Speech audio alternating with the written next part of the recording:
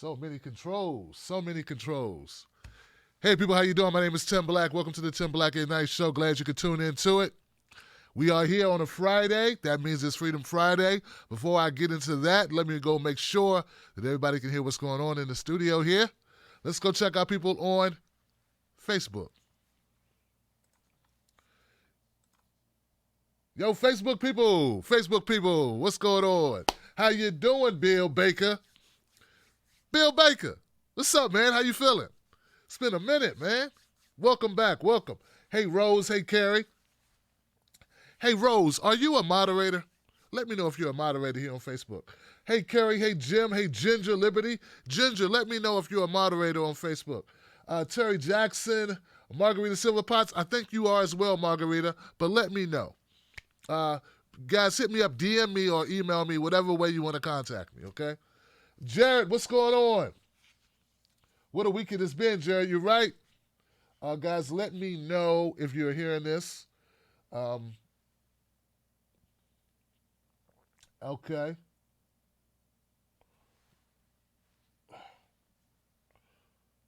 Linda, hey Don, hey Peter, hey Angelo, hey Robert. I'm trying to read to see if people are commenting about the volume. Hey Bruce, what's up? What's up with Rachel Rodriguez and Deb? Julie, thank you for sharing, Julie. I appreciate you. Hey Mike, what up? Rebecca, oh shit. Oh, Rebecca, she said she made it on time. Lisa Anise, Ellie, Julie, we hear you. Thank you, Julie. Howdy. Jasmine Hilly. Hey, Wolfpack. Eduardo. No moderators at all, Tim, but we're here and we all get along.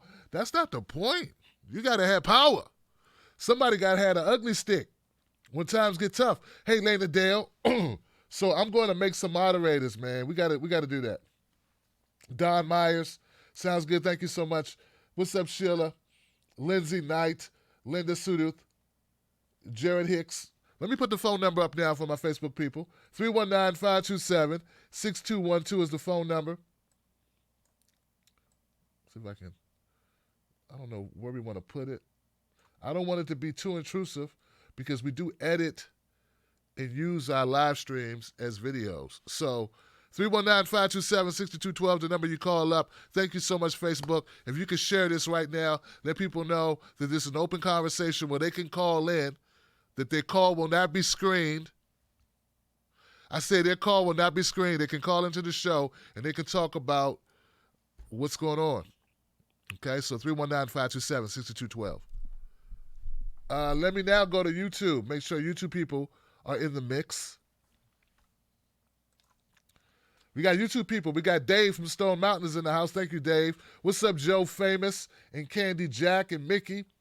Burnt Out One and Brad and 99 Nation and Brian Crosby and Brad Bloom and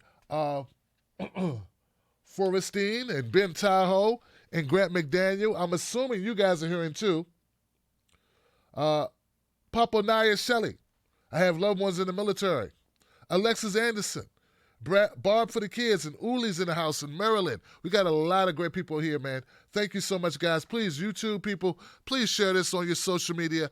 Let people know we have one of the very few shows, a handful of shows, to be honest, handful of shows, where people can call up and they can voice their opinion about how they feel about the news.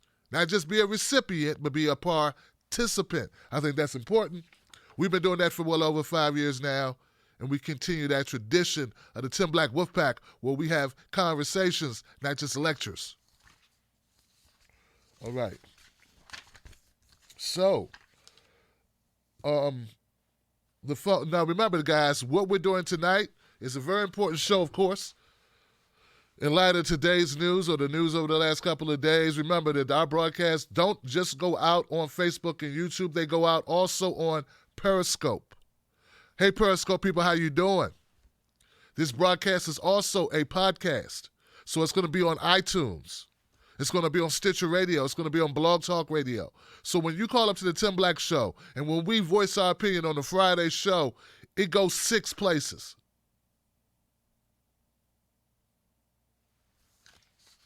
At least. All right, guys. So we know what the conversation is going to be tonight. Donald Trump made a decision, a risky gamble to deter Iran, is what the New York Times is calling it. A decision to strike a general, an Iraqi general, while he was in, an Iranian general while he was in Iraq. I always get that mixed up. Soleimani was struck. Now, he wasn't at the airport. He was leaving the airport. He had just arrived at the airport in Baghdad when drone attacks were unleashed on him and his caravan, killing him and his attendees.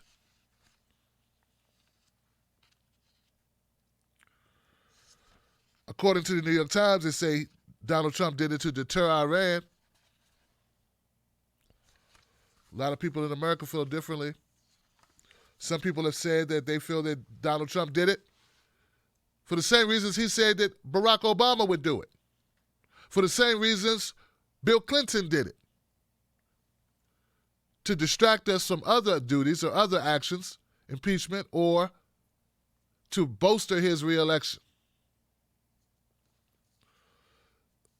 If history serves itself, a president who takes us to war stands a very good chance of being reelected, just due to the sheer fact, some say, that Americans are not comfortable with transitioning while there is a war. But if that was the case, we never transition because America's been at war for the last, 20 years. Continuous war. Donald Trump, I have Donald Trump in his own words. I got a couple clips I'd like to share. The first clip will be Donald Trump in his own words explaining why he felt it was necessary that we strike Soleimani while he was in another country, while he was exiting an airport.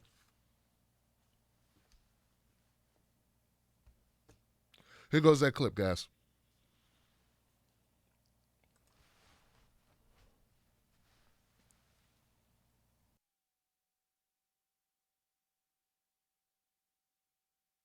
We do not seek regime change. However, the Iranian regime's aggression in the region, including the use of proxy fighters to destabilize its neighbors, must end, and it must end now. The future belongs to the people of Iran, those who seek peaceful coexistence and cooperation, not the terrorist warlords who plunder their nation to finance bloodshed abroad. We took action last night to stop a war. We did not take action to start a war. We do not seek regime change. However, the Iranian regime's aggression in the region, including the use of proxy fighters to destabilize its neighbors, must end, and it must end now. The future belongs to the people of Iran, those who seek peaceful coexistence and cooperation, not the terrorist warlords who plunder their nation to finance bloodshed abroad. We took action last night to stop a war. We did not take action to start a war.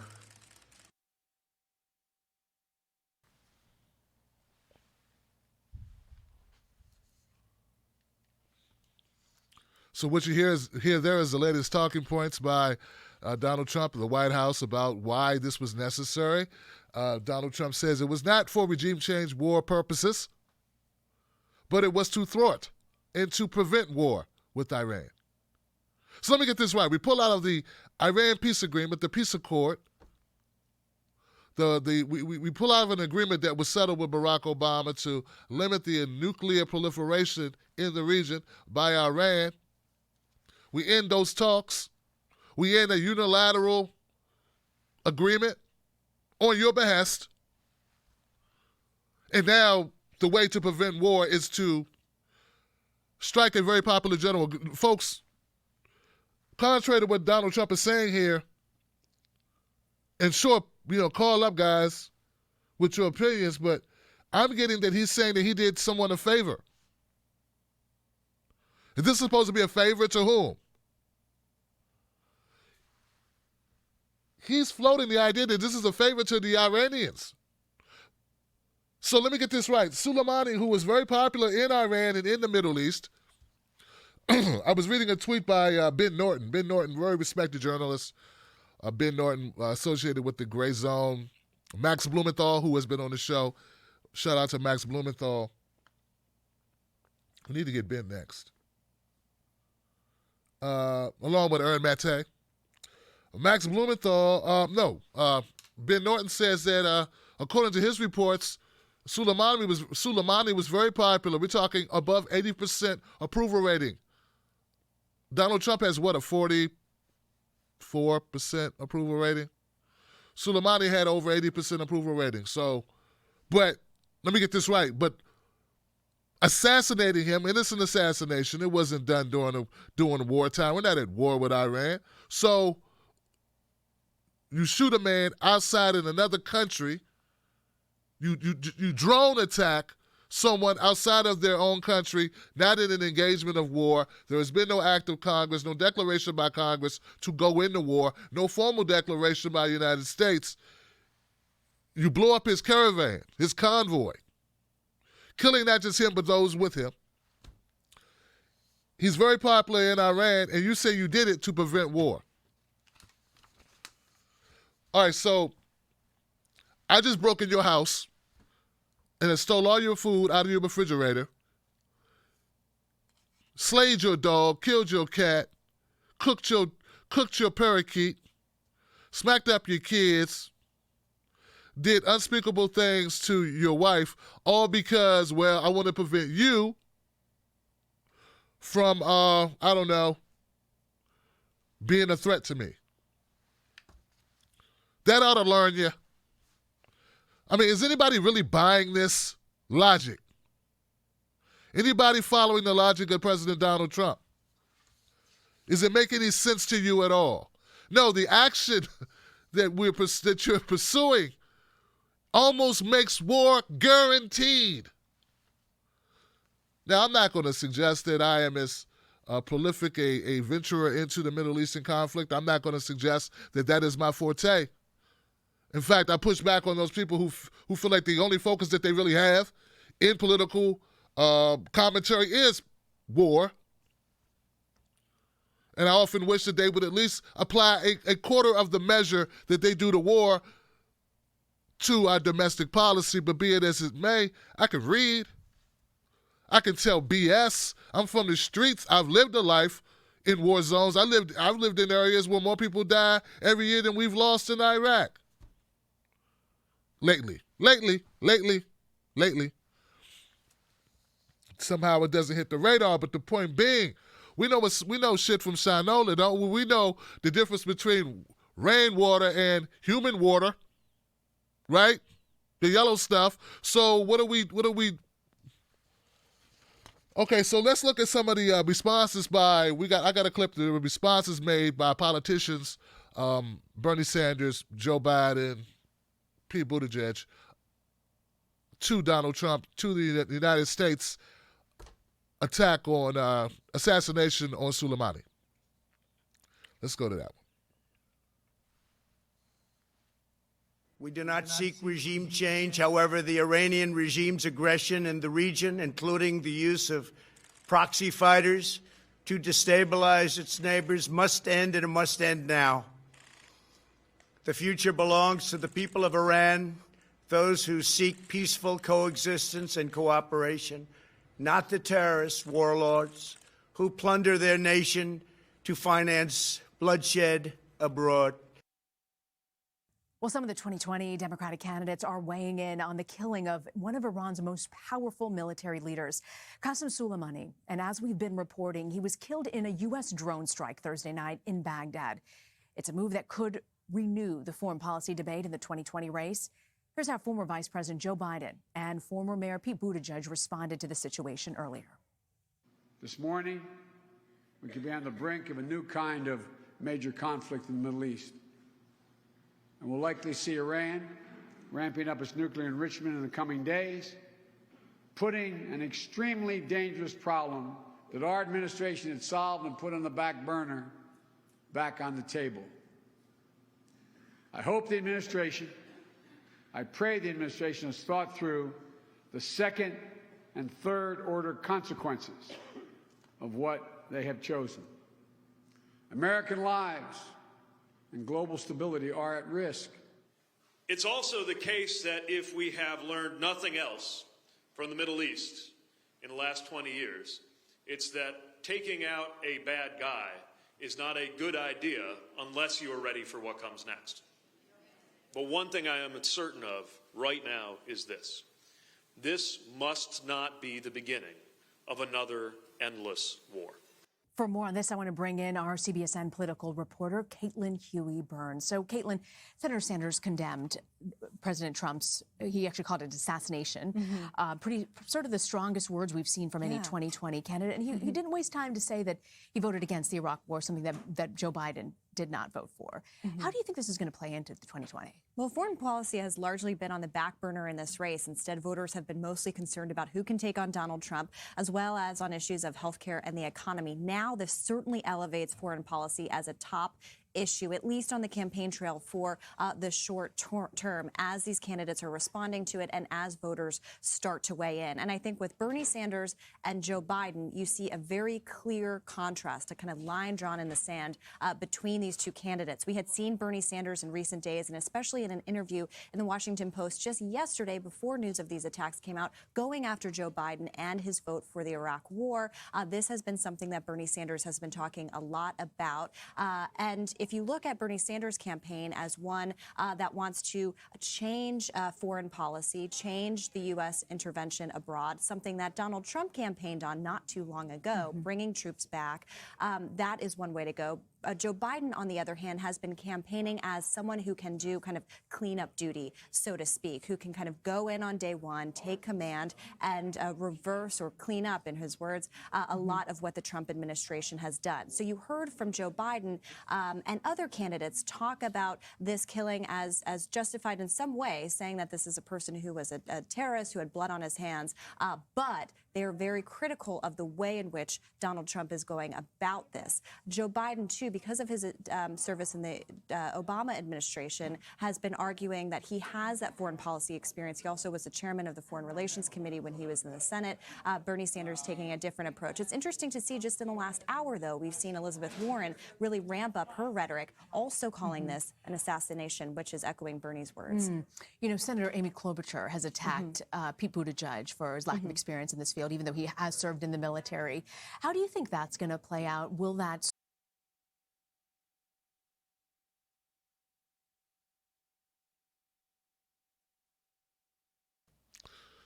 All right. I want to stop it there because I think we got enough. We don't want to run into problems. I'd just like to point out, as stipulated there, as explained by the commentator, suddenly Elizabeth Warren has the same rhetoric as Bernie Sanders on this issue. Yeah, 24 hours after Bernie said it was an assassination, now here comes Elizabeth Warren. Yeah, this was an assassination, Johnson. Yeah, when did we got that idea from? Never first through the door. Never first through the door. So, we got contrasting opinions, contrasting ways, and they're dealing with this, the way that they're saying that America should handle this and what this means.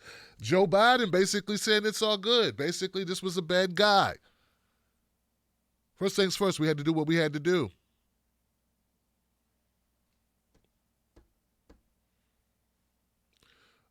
Biden might as well said he asked for it.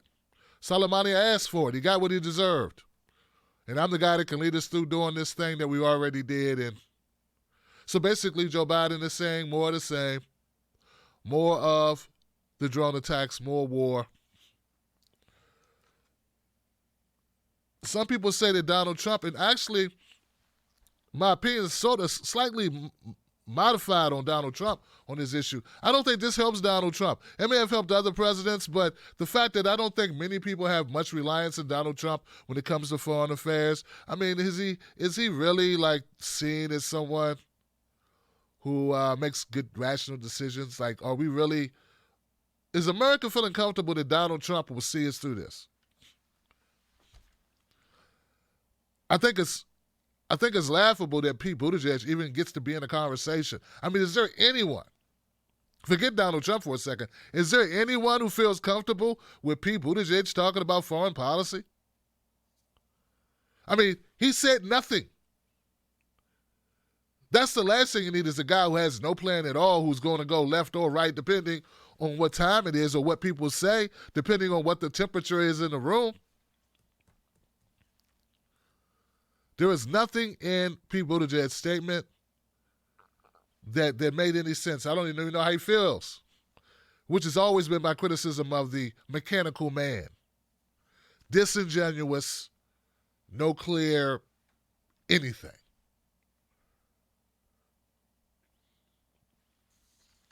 I just want to update you as well. There's been another airstrike on Iraqi militia. They killed 6. After this airstrike, 6 firefighters of an Iraqi militia backed by Iran were killed in an airstrike north of Baghdad as tensions in Iraq continue to escalate. The Army sources say 2 of the 3 vehicles making up a militia convoy were found burned after the attack, which took place at 1:12 a.m. Saturday local time.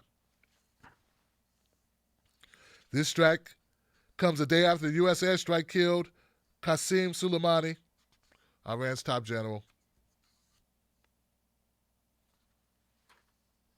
Right. Well, if you want to know what people are thinking about it, just go to Twitter. You'll see a lot of conversation about it. By and large, we had the Democratic Party pretending that they're all of a sudden a party of peace. Suddenly, they are for peace. Bernie Sanders had made some statements about Iran. In fact, he's been warning us about Iran for a while. Let's watch a couple of clips of Bernie Sanders talking about Iran before and now. And this is what I'm talking about when I'm talking about leadership, ladies and gentlemen. Leadership.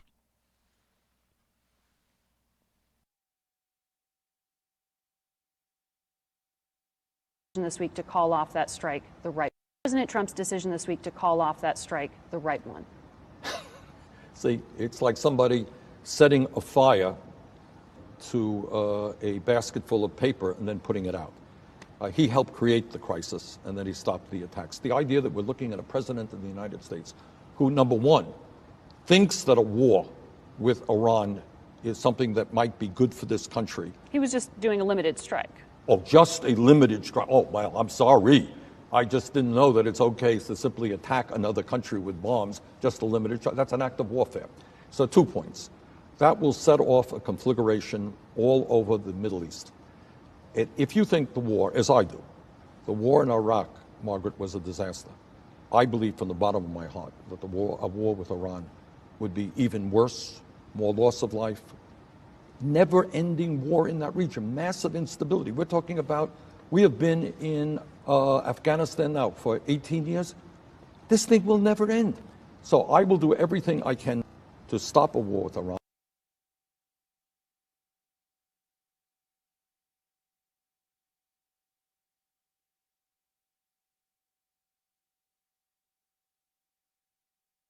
Okay, so that was a couple months ago, back when Donald Trump threatened to attack Iran. We thought he was going to, and then he did not. This is a clip of Bernie Sanders' response to Trump's attack, or the drone attack, the U.S. attack on Soleimani, the assassination. Here goes that clip just today.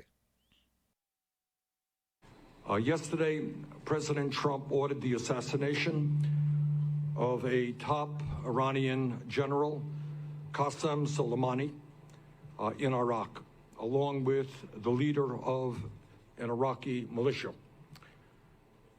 This is a dangerous escalation that brings us closer to another disastrous war in the Middle East, which could cost countless lives and trillions more dollars and lead to even more death, more conflict, more displacement in that already highly volatile region of the world. When I voted against the war in Iraq in 2002, I feared that it would result in greater destabilization in that country and in the entire region. At that time, I warned about the deadly so-called unintended consequences of a unilateral invasion. Today, 17 years later, that fear has unfortunately turned out to be a truth. The United States has lost some 4,500 brave men and women fighting in Iraq. Tens of thousands have been wounded. Hundreds of thousands of Iraqis have been killed, and trillions of dollars have been spent on that war. The result? Today, we have massive unrest in that country. We have corruption in that country. We have terrible poverty in that country. And now Iraqis want American troops out. All of that suffering, all of that death, all of that huge expenditures of money, for what? It gives me no pleasure to tell you that at this moment, we face a similar crossroads fraught with danger. Once again, we must worry about unintended consequences and the impact of unilateral decision-making. And let me repeat a warning I gave in 2002 during the debate over the war in Iraq. Quote, this is what I said back then.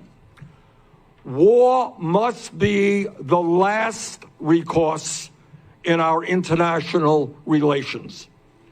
And as a caring nation, we must do everything we can to prevent the horrible suffering that a war will cause, end of quote. As the former chair of the U.S. Senate Committee on Veterans Affairs, I have seen close up the pain, the death, and the despair caused by war. I've gone to too many funerals in my own state. I've talked to too many mothers who have lost their kids in war.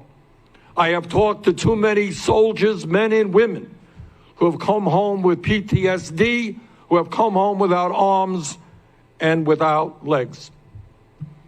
And I know that it is rarely the children of the billionaire class who face the agony of reckless foreign policy. It is the children of working families. Let us not forget that when Trump took office, we had a nuclear agreement with Iran, negotiated by the Obama administration, along with our closest allies. Countries from all over the world came together to negotiate that agreement, which put a lid on Iran's nuclear program. The wise course would have been to stick with that nuclear agreement, enforce its provisions, and use that diplomatic channel with Iran to address a wide range of concerns, including their support of terrorism. Unfortunately, Trump ignored the advice of his own security officials, and listened to right-wing extremists, some of whom were exactly the same people who got us into the war in Iraq in the first place. As we all remember, Trump promised to end endless wars. Tragically, his actions now put us on the path to another war, potentially one that could be even worse than before. The truth, as we all know, is that the world today is a very dangerous place. We are seeing a movement all across the planet towards authoritarianism. We are seeing a growing arms race, and we are seeing nuclear weapons in the hands of unstable and hostile regimes.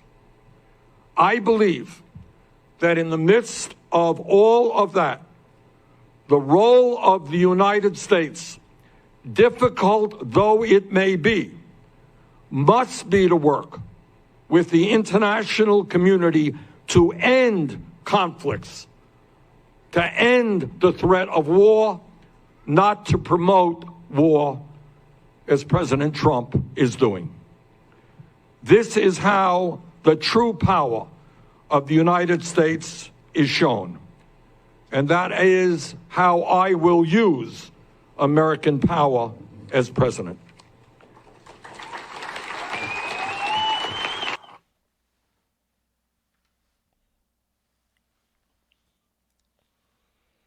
Okay, so Bernie Sanders and Representative Ro Khanna introduced some legislation today to block the funding for a war with Iran. Here goes a quote from the a press release from this. Today we're seeing a dangerous escalation that brings us closer to another disastrous war in the Middle East, the lawmakers said in a statement. A war with Iran could cost countless lives and trillions more dollars and lead to even more death, more conflict, more displacement in that already highly volatile region of the world. The legislation would restrict funds for military action against Iran was passed last year in the House, but was later stripped from the National Defense Authorization Act adopted by Congress last month. As you heard Bernie Sanders state, it was vetoed by President Donald Trump. This is causing quite a split between along partisan lines. We have the majority of Republicans. I don't think there's any Republicans that spoke out against with Donald Trump, the U.S. attack on Soleimani. And I don't think I've seen any Democrats applaud it. Well, they sort of hedging. They're going, well, this was a horrible guy, but you should have did it a different way. Like, to do something that would almost inevitably lead to a war, another entrenched war for the foreseeable future, their response is, yeah, well, it's okay you are getting us into this war thing, but maybe you shouldn't have did it this way. Maybe it's another way you could have did it without doing it this way, instead of just condemning the act altogether and calling it what it is, an assassination. There is I would like to share this. Hope this is the right one. President Trump. Here goes an image of a friend of the show, Ajamu Baraka, had this to say: "No Democrats, we will not let you try to pass yourself off as the anti-war party. Wars in Libya, Yemen, Syria, coups in Honduras, coups in Honduras, Egypt, Ukraine, Haiti, Brazil, attempted coup in Venezuela, all belong to the Democrats in just the last few years." Bam. Bam. All right. So your attempts to feign, the attempts of the Democratic Party to feign peaceful aren't going to work. At least not with the educated folks. But as Donald Trump artfully said in 2016, an uneducated voter is my favorite voter. One good side to this, one upside to this, one positive side of this is that Tulsi Gabbard and Bernie Sanders seem to be on the same side of this. We got both Tulsi Gabbard and Bernie Sanders calling what Donald Trump did an act of war. Tulsi Gabbard released a statement. She said, "Make no mistake, Trump's actions are an act of war, taken without any authorization or declaration of war from Congress, seriously escalating this tit-for-tat conflict, pushing us deeper into an endless quagmire, and dangerously undermining our national security."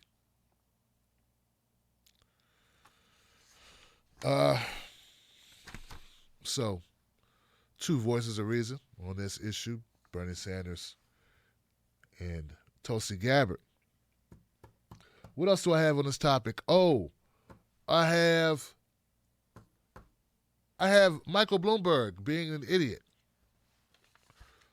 Michael Bloomberg being an idiot. Okay, so there's been a lot of nitpicking about the language being used. I want you to check out this clip of Michael Bloomberg pushing back of Bernie's depiction of Soleimani being shot at an airfield in another country by a drone attack and assassination.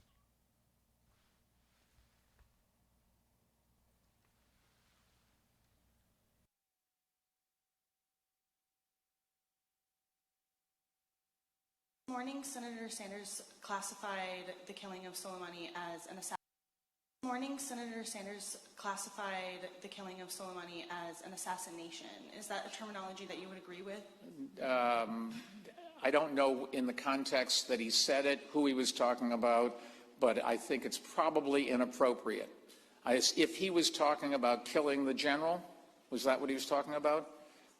This is a guy who had an awful lot of American blood on his hands. I think that's an outrageous thing to say. Nobody that I know of would think that we did something wrong in getting the general.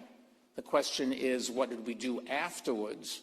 But not that this guy was an enemy of America who killed Americans, and we have a right and an obligation, I think, to go after him, and we did.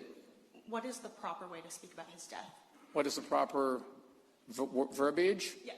I don't know. I mean, get a dictionary and take your pick. The guy killed a bunch of Americans, and we're going to worry about the language? I don't think so. All right. All right, folks.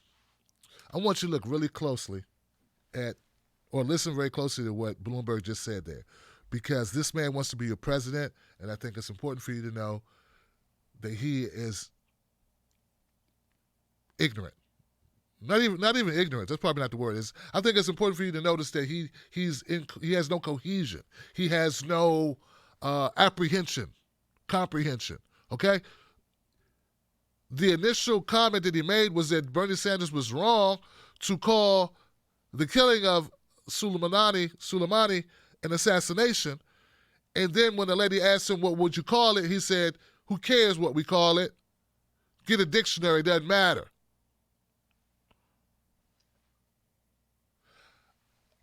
You should never say potato or potato. Don't say potato, say potato. Well, can I say potato? It doesn't matter what you say. Just say whatever you want to say. But you just told me don't say potato. But you understand what I'm saying? This man wants to be the leader. Take your money, go to hell home. Take your money, Mike, just go to hell home, man. Or just give it to Greenpeace. Give it to Greenpeace. Or give it to my people in West Virginia who are dying, who are coming down with cancer from PCBs in their drinking water. How about we do that? Dying from the opiate addiction that's sweeping across West Virginia. My guest today was Paula Swearingen when we talked about the endless death in West Virginia, the poverty, the lack of jobs, most popular job being Walmart. I know it's not as... Anyway, here we go, guys. The phone number is 319-527-6212. You know, I feel comfortable that Bernie Sanders has a vision for this. I also feel reassured that Tulsi Gabbard and Bernie Sanders are on the same page on this. That's fantastic. I think it would be problematic if they were on different sides of this. I also feel proud that Elizabeth Warren is riding the coattails of Bernie Sanders once again, and also that at least someone at CBS had the cojones to call it out and say, yeah, she's echoing Bernie. Great. Would be interesting to see if folks at MSNBC would be so cavalier as to call it straight for freaking change, as opposed to kissing her ass, because if she had an original thought, she'd apologize for it before she'd think it. All right, guys.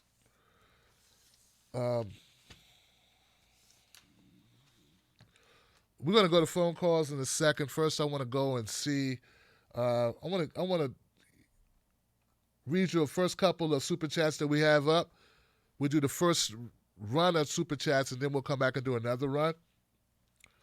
Truth Can't Be Silenced donated. Thank you, Truth Can't Be Silenced. Like and share, says our moderator. 99 Nation Videos. Don't let the orange man steal your cornbread, Johnson. I won't. Hair Rain Dog. Bernie is our only hope. Wish it didn't depend on him. Thank you. Osama Kasim. Let me jump up to the top. Osama Kasim. He was a hardcore supporter of the Iraq War. He is a neocon, so we are really surprised by what he said. Bloomberg, I'm assuming that's who you're referring to, but you could be referring to other people. Lord knows you could. Truth Bombs Johnson, Truth Bombs, thank you. We're going to keep the Truth Bombs going, but now the Truth Bombs belong to you guys, right? So the phone number is 319-527-6212.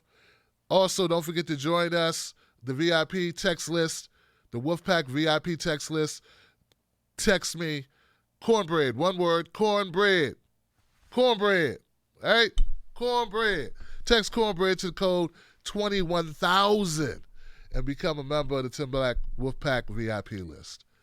All right, guys. Phone lines are open. I'd love to get your comments. We need your help. Let's get you involved. I'm going to take calls in the order in which they appear in the queue. Please keep your comments closer to 3 minutes so we get everybody in. I don't want this to be a marathon show, a 4-hour, 3-hour show. People say, Tim, your shows are too damn long, brother. The rent's too high and the show's too long. But I'd like to start out tonight's show with a 470 number. 470, you're live. Let's make sure the volume's good before you really get into it. Hey, 470, how you doing? What's up, Tim? I can't hear you, 470. 470?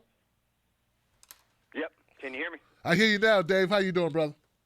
Let me check and see if they can. What's going on, man? All right, man. Let's check and make sure they can hear you on YouTube. Hey, YouTube people, can you hear our caller well? Yeah, I've got YouTube on. Okay. Long shows are good. I hear you, Rahul. Okay, well, go ahead, Dave. I think we're good to go, brother. Go right ahead, my brother. So, this is Dave from Stone Mountain. I had to call in about Iran. I mean, our president just assassinated, their second in command. So that's pretty serious. I mean, this is why I like your show, man. I mean, you got the right take again. I don't know if you mentioned Biden. I might have missed it. No, I don't think it helps Trump. I mean, really? We're not. Look, I mean, we've already heard Trump say we were lied into Iraq, right? Like, he admits that whole thing's a farce. That's what he ran on.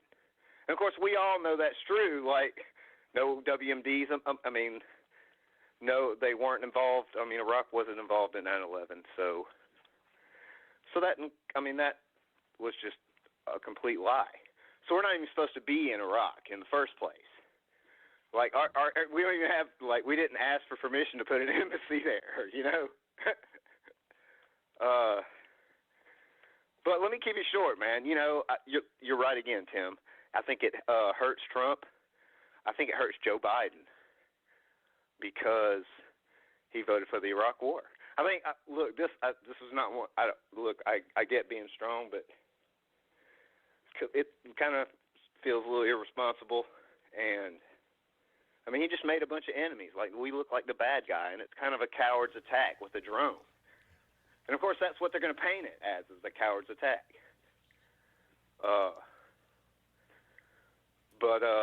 I think it helps Bernie and Tulsi.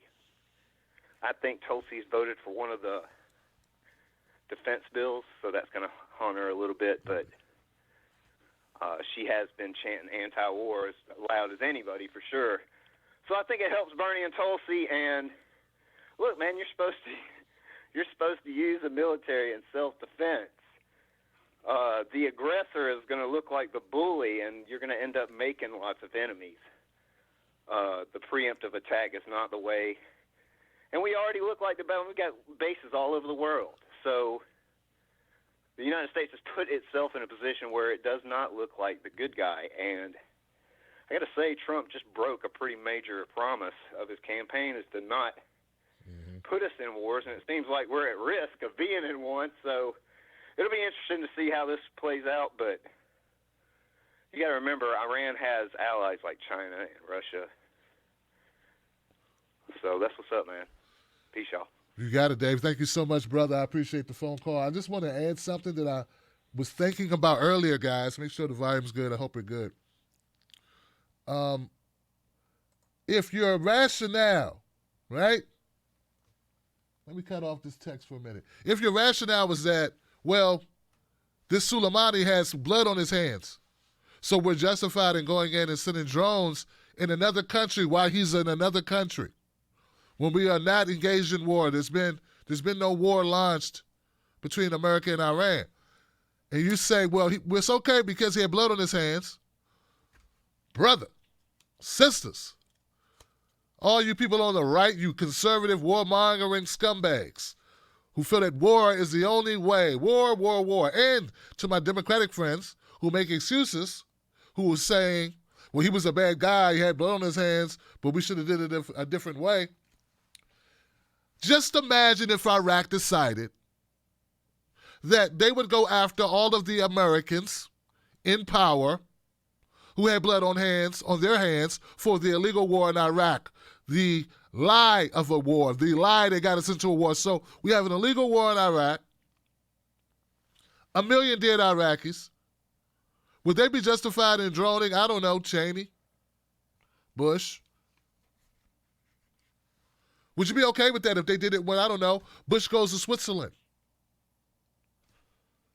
I'm just saying, I mean, since you say it's blood on their hands, and you don't think that Americans are the bad guys. See, Dave, I love you. Only thing I disagree with you, and I have never, well, not in the last 3 years have I disagreed with anything. We don't look like the bad guys because of what we did. We look like the bad guys because we are the bad guys. Yeah, let's call it straight, and I know you agree with that. I know you do. But we got to call it straight and make it very pointed for people to understand. We look like we are playing a knockout game on grandma because we are playing a knockout game on grandma. That's what that is. All right, so I'm going to go to the next call. 951, you're live, Freedom Friday. What's your name? What's your comment? Ingrid Turner. I'm out here in Corona, California. Yes. Can you hear me? I hear you just fine, Ingrid. All right, sir. Thank you so much for your show. And I just want to say that I think that this war that this fictitious war, this hot war that we're having with Iran is really going to be another proxy war between the United States and maybe China, because I know China and Russia are big backers with Iran. And also, Iran was our friend just like 5 minutes ago when they were stopping the Taliban from from Daesh or ISIS from spreading throughout that area. We helped them. We gave them weapons. And also, I just came from living in Hawaii for a year. Tulsi Gabbard, one of the reasons why she is so anti-war, because she lives on an island that is completely occupied by the United States. There's like 5 or 6 air bases on the island of Oahu, and she does not like that, and I can understand why she wouldn't. I'm still not cool with her. I'm down with Bernie all day, baby. Second time around for him. And I think that what we really need to do is now focus on a solution, because he done messed us into another endless war just like Afghanistan. And the thing that we need to do is think about the women in the Middle East. If we would, instead of bombing the Middle East, if we would say, we'll give scholarships for all the women in the Middle East to go to school, K through 12 and college, do you know how much that would tame that area, how much that would bring up the livelihoods of all the people in that area and really bring about peace in the Middle East? Instead of dropping drones, what we need to do is be sending some frying pans so them women can knock them hard-headed men upside their head. And that's all I got to be said. Thank you, Ingrid. I love the spirit. I love what you're saying there. And, the same thing could be said true about so many other issues that we have in this country, right? I mean, just imagine if we actually went in and wanted to clean up these neighborhoods, these places where people are unemployed, and actually gave people jobs, actually gave people sustenance so they could survive, right? And live with some dignity in the richest country in the history of countries. Just imagine if we did that. I think we'd see a turnaround. Maybe life expectancy would increase, less stress, less breakup of the family, less incarceration. But we'd rather spend money instead of making it cheaper to go to college. We make it easier to go to jail. That's what we do here. So I guess we got to stay who we are, which is we drop bombs and we send people to jail instead of help them. That's what we do. But thank you, Ingrid, for the spirited comment. And yeah, it gives me hope when I hear new callers like that. Don't be a stranger. I like your spirit. 614, we got an international call. 614. You're live on Freedom Friday. What's your name? What's your comment?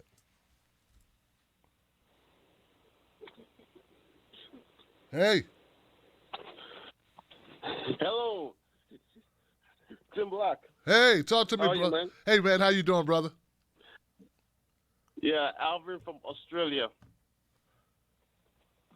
Yeah. What do you think, my friend? Wow. Too many things, and of course, I thought the media would be smarter by now, but last year and this year, all I'll say is that the media is the problem. If the media would have educated the public properly during the Iraq war time, I don't think it would have been this bad. All over,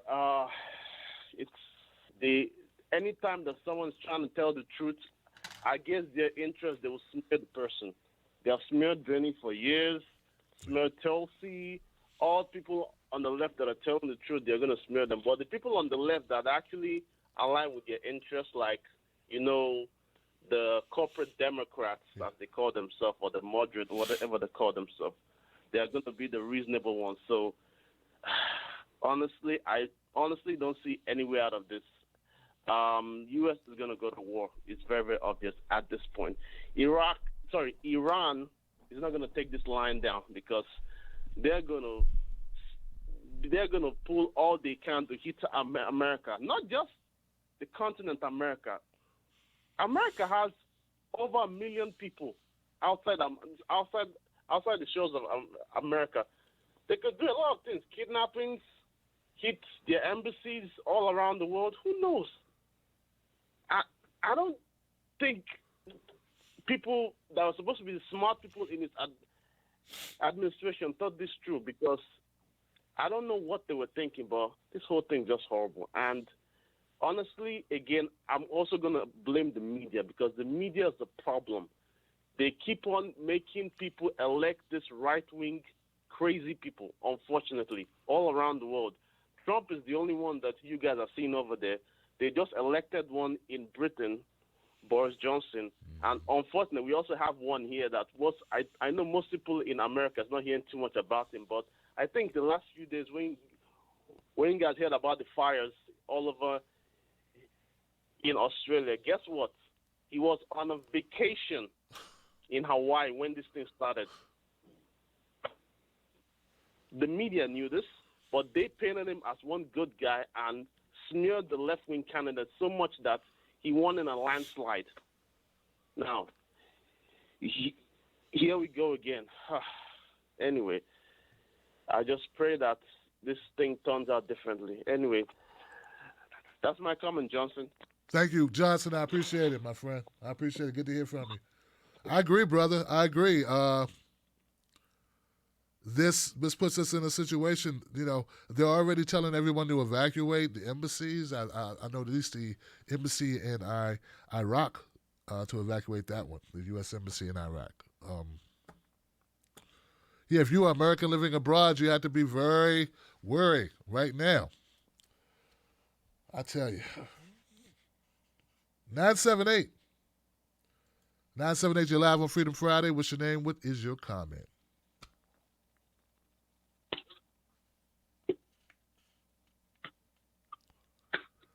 I hear you there. 978. Oh, shit. That's me. That's you. Hang on, Tim. It's all good. I think that's me. That is you, my friend. Hang on. Oh, my God, it is me. That's crazy. All right. Sorry. I'm excited. It's all good. Hi, Tim. It's Rebecca Lane calling. From Rebecca, Lansing, what's Michigan. up? What's up, sis? Good to see you. Well, good to hear you. Good to hear you. Can give me 1 second so I can get rid of these other apps because I'm hearing. Okay, I'm hearing myself. God, that's so weird. I'm so sorry. That's okay. I've never done this before. It's all good. Okay, cool. I'm just on the call now. Hi, Tim. Hey.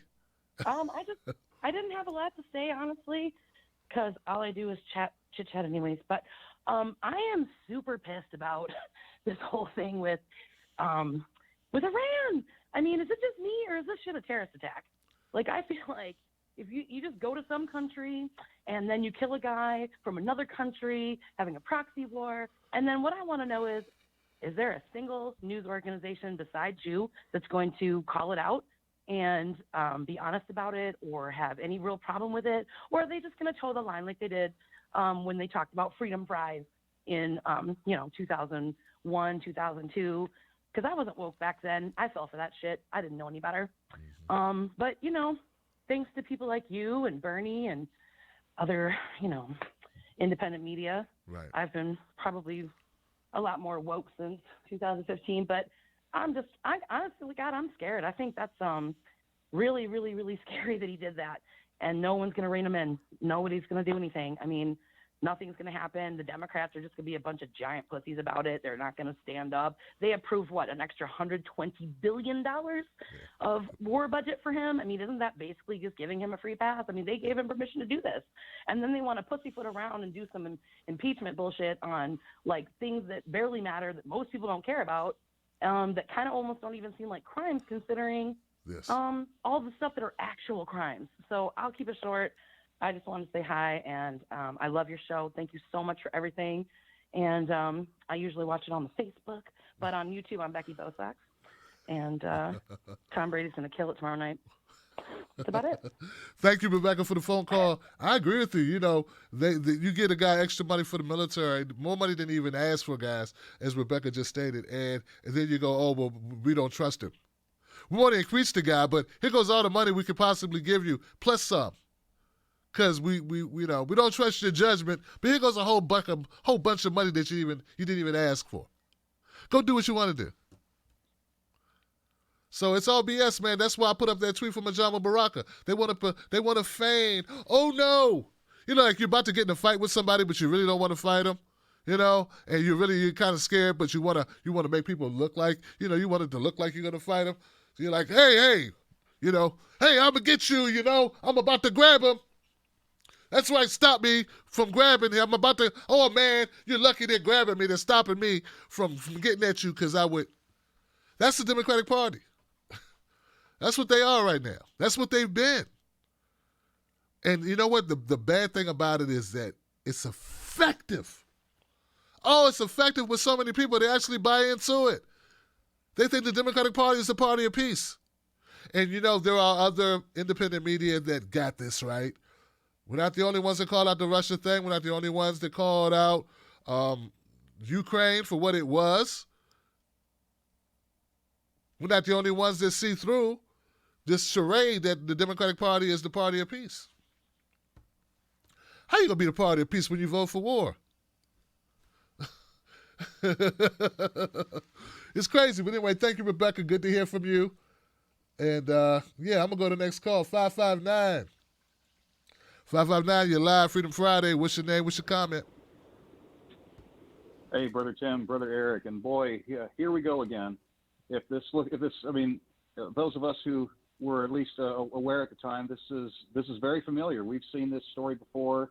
This happened with Iraq, and I mean, just good Lord, almost where to begin. I mean, the biggest thing I think this is going to backfire ultimately. I'll start with that. One, too bad this can't be added to his list of impeachable offenses because, I mean, this is certainly one. But two, if there's any time to get out in the streets and to get out into protest, however way, shape, or form you can, now would be the time. Now is definitely the time because this guy's a maniac. And not only did he, I mean, it should be painfully obvious. And if you believe that we're doing this for peace or that any of these people, what they say on, the mainstream, on like MSNBC and stuff, are, oh yeah, we're doing it for their own good. Not only do I have a bridge to sell you, I have some swampland to sell you. So I mean, wholesale, sold American. But good Lord, man, it's almost beyond just because I think it's going to ultimately backfire because what's happening now is. I think because Iran's not stupid, and I think what they're going to end up doing is rallying troops around, so to speak, metaphorically speaking, but I think they're going to get backers, and because I think China's probably going to stand behind them, Russia might end up. In fact, I think a couple European nations stood up and said, hey guys, this shit ain't cool. I think France was one. In fact, I think the previous caller mentioned the Freedom Prize made me think of, because I think France did. And what's going to end up happening here is the same old bullshit. They're going to say, well, because, now we got a conflict. Now we got this. Now, we can't do any social programs. We can't do any social spending. We're going to have to cut back for the cause. Beginning bullshit. You guys want to spend money because notice there was a lot of talk about, the stock market tanked. This and that. You know what stocks went up? Defense contracting stocks. Ding, ding, ding, ding, ding, ding, ding. Children, this is about oil. This is about resources, and we gotta start taking shit back because they're right now they're uninhibited, and we're seeing the result of that. And we're seeing the result of. It's like, hey, we can do something about this. This is. I have a feeling this is going to be even worse than what it was back in when Vietnam was here. So that's my 2 cents. And hey, keep fighting the good fight, man. This is a great show. Good analysis.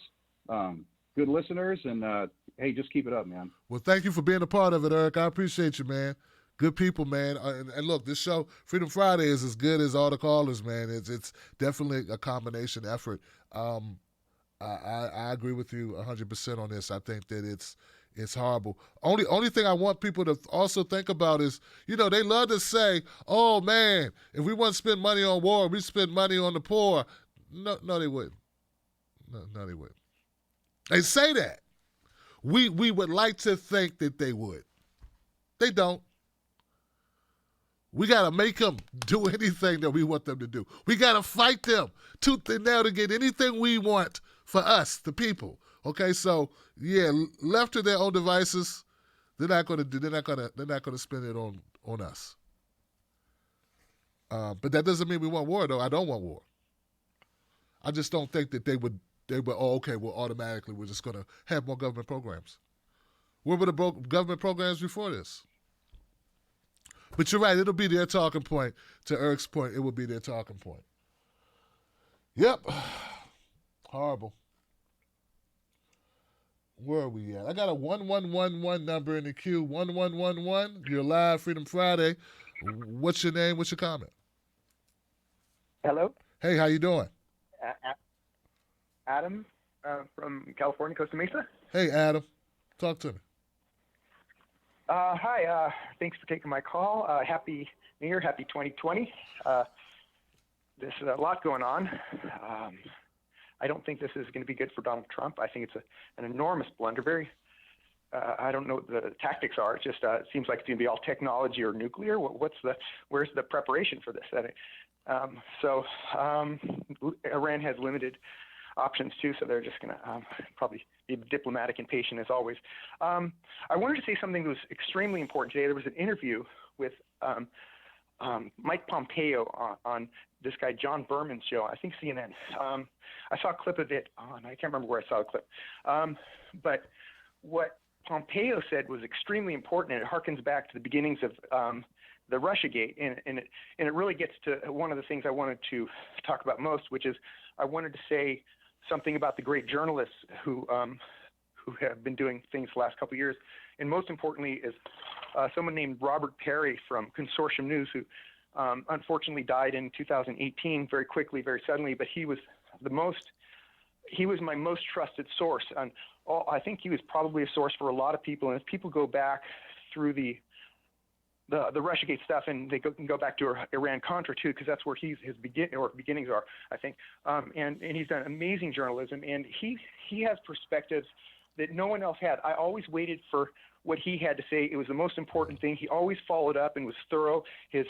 All his work was a living document that was always being added to. He always had freedom of information requests out there and gathering information. And at the beginning of Russiagate, he put it into perspective in the most important way, and he talked about what was presented to then President-elect Donald Trump, which was an assessment. An assessment is basically a document that has 0% certainty. It's an intelligence assessment. It has literally 0% certainty to it, and it's in the document itself of what an assessment is. They don't, and so if you listen to how everybody always talks about the 17 intelligence agencies, they go back. They're always going back to the original source of this assessment, and an assessment, according to Robert Perry, is nothing. And so what Mike Pompeo said today in an interview was that they are relying on an assessment to show the imminent threat of Iran. And it's the smoking gun. It's not guaranteed proof, but it is certainly very, very telling. Anyway, thank you so much. Well, thank you, my friend. Consortium News. I am familiar with Consortium News. We've quoted them on this show in previous segments when we talked about Russiagate. So, yes, brother. Thank you for the comment. I appreciate it. I think you said Rod Perry? Not familiar with that name, but sounds like a hell of a journalist and a freedom fighter. And condolences to him and his friends and his colleagues and his family. Wow. Let's go to 506 if you're still there. There we go. 506, you're live, Freedom Friday. What's your name? What's your comment? Hello, Tim. Hey. How's it going? I'm good, man. How are you? Pretty good. Just want to say how I'm really appreciating the show, appreciating the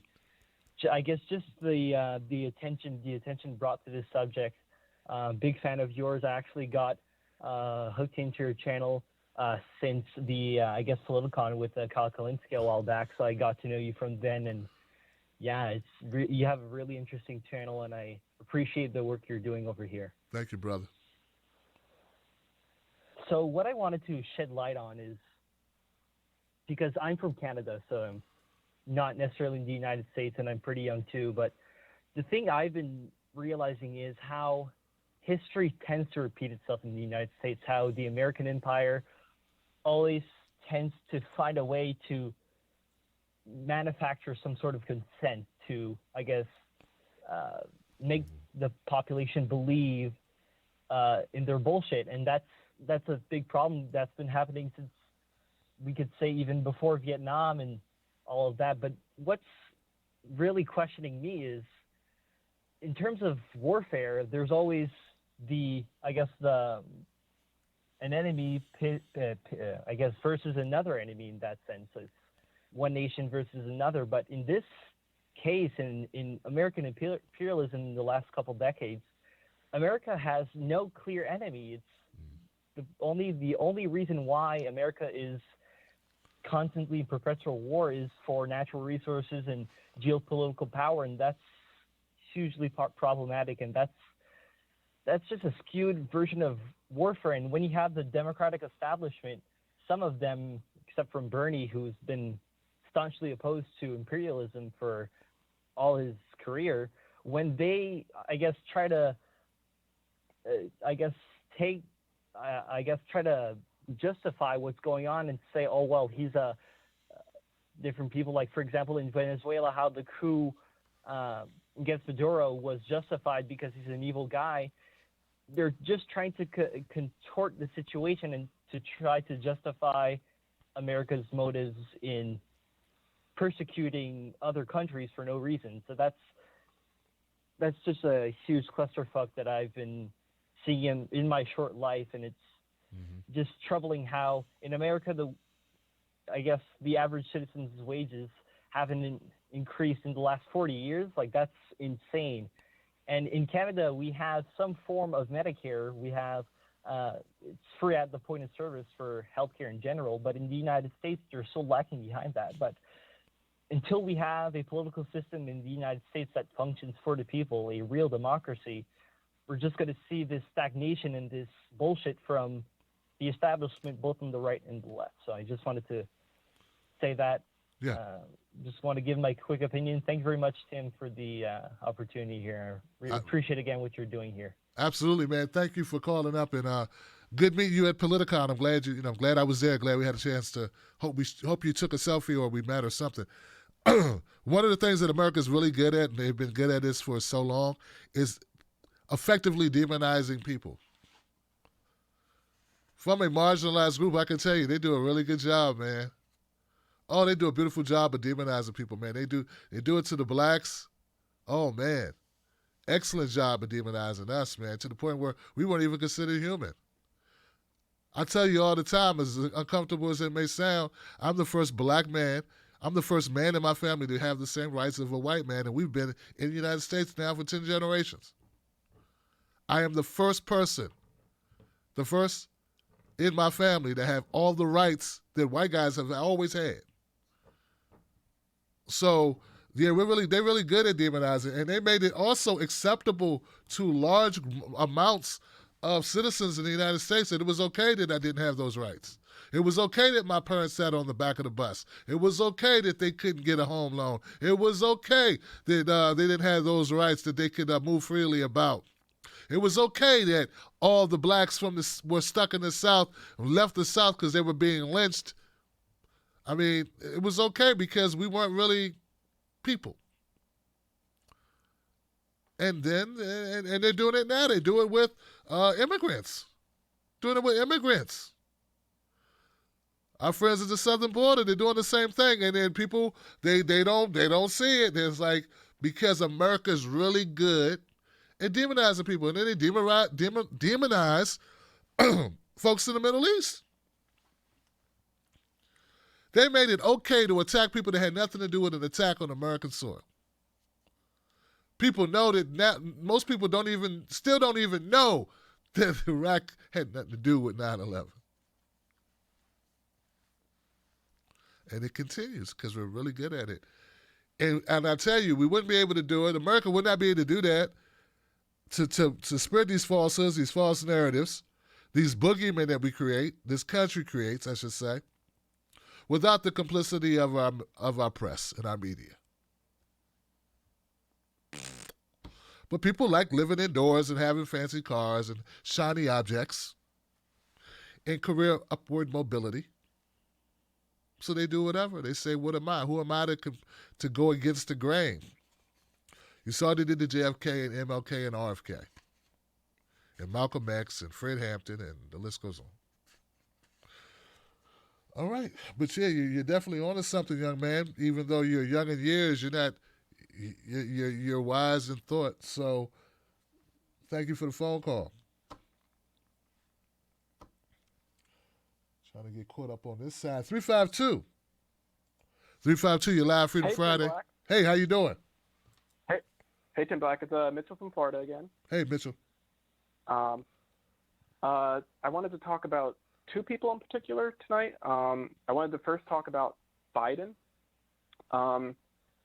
This recent thing about him talking about how he would want a Republican for VP, I kind of take him on his word for it. I think it would be terrible. I think people don't realize that would mean that the person who breaks ties in Congress would be a Republican, and that if Biden, who's 77, dies, we would have a Republican president. I think it's pretty bad, but I don't think it's going to hurt him that much. I think there are a lot of people, I think a lot of progressives like to think, well, Biden doesn't really have any support because we don't see him online.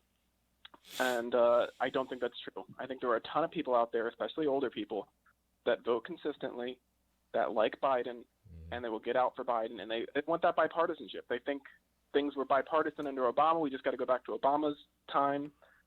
I don't think it was like that under Obama, but they think that. So it worries me. It worries me that he's still on the top in the polls. And people say, oh, polls don't really matter, but polls matter because of how they show trends. And I think the only person that comes close nationally, the only person that gets close within single digits is Bernie. I think the only person that gets close in South Carolina is Bernie. The only one winning in New Hampshire and first or second in Iowa and first or second in California is Bernie. So I'm not saying Bernie's the perfect candidate.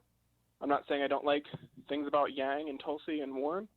But I think if we don't get behind one candidate with a month until Iowa, we're going to lose to Biden. And it scares me. And the last thing I wanted to mention, well, actually two more things. One thing is, the other reason I like Bernie is because if we want to get things like a UBI or Medicare for All, a Green New Deal, we only get that if we have an organizer-in-chief.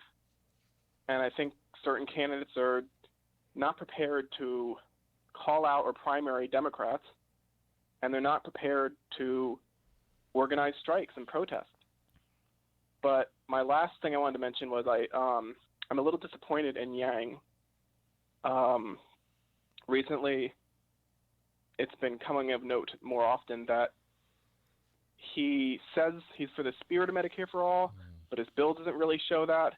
And if you're not guaranteeing Medicare for all Americans, whether they're homeless, unemployed, underemployed, then it's not Medicare for all. It's not even a public option, his. So when he's advertising that and it wins over voters that think they're getting Medicare for all, I think that's dishonest. So I just want to mention those two things and see what you felt about it.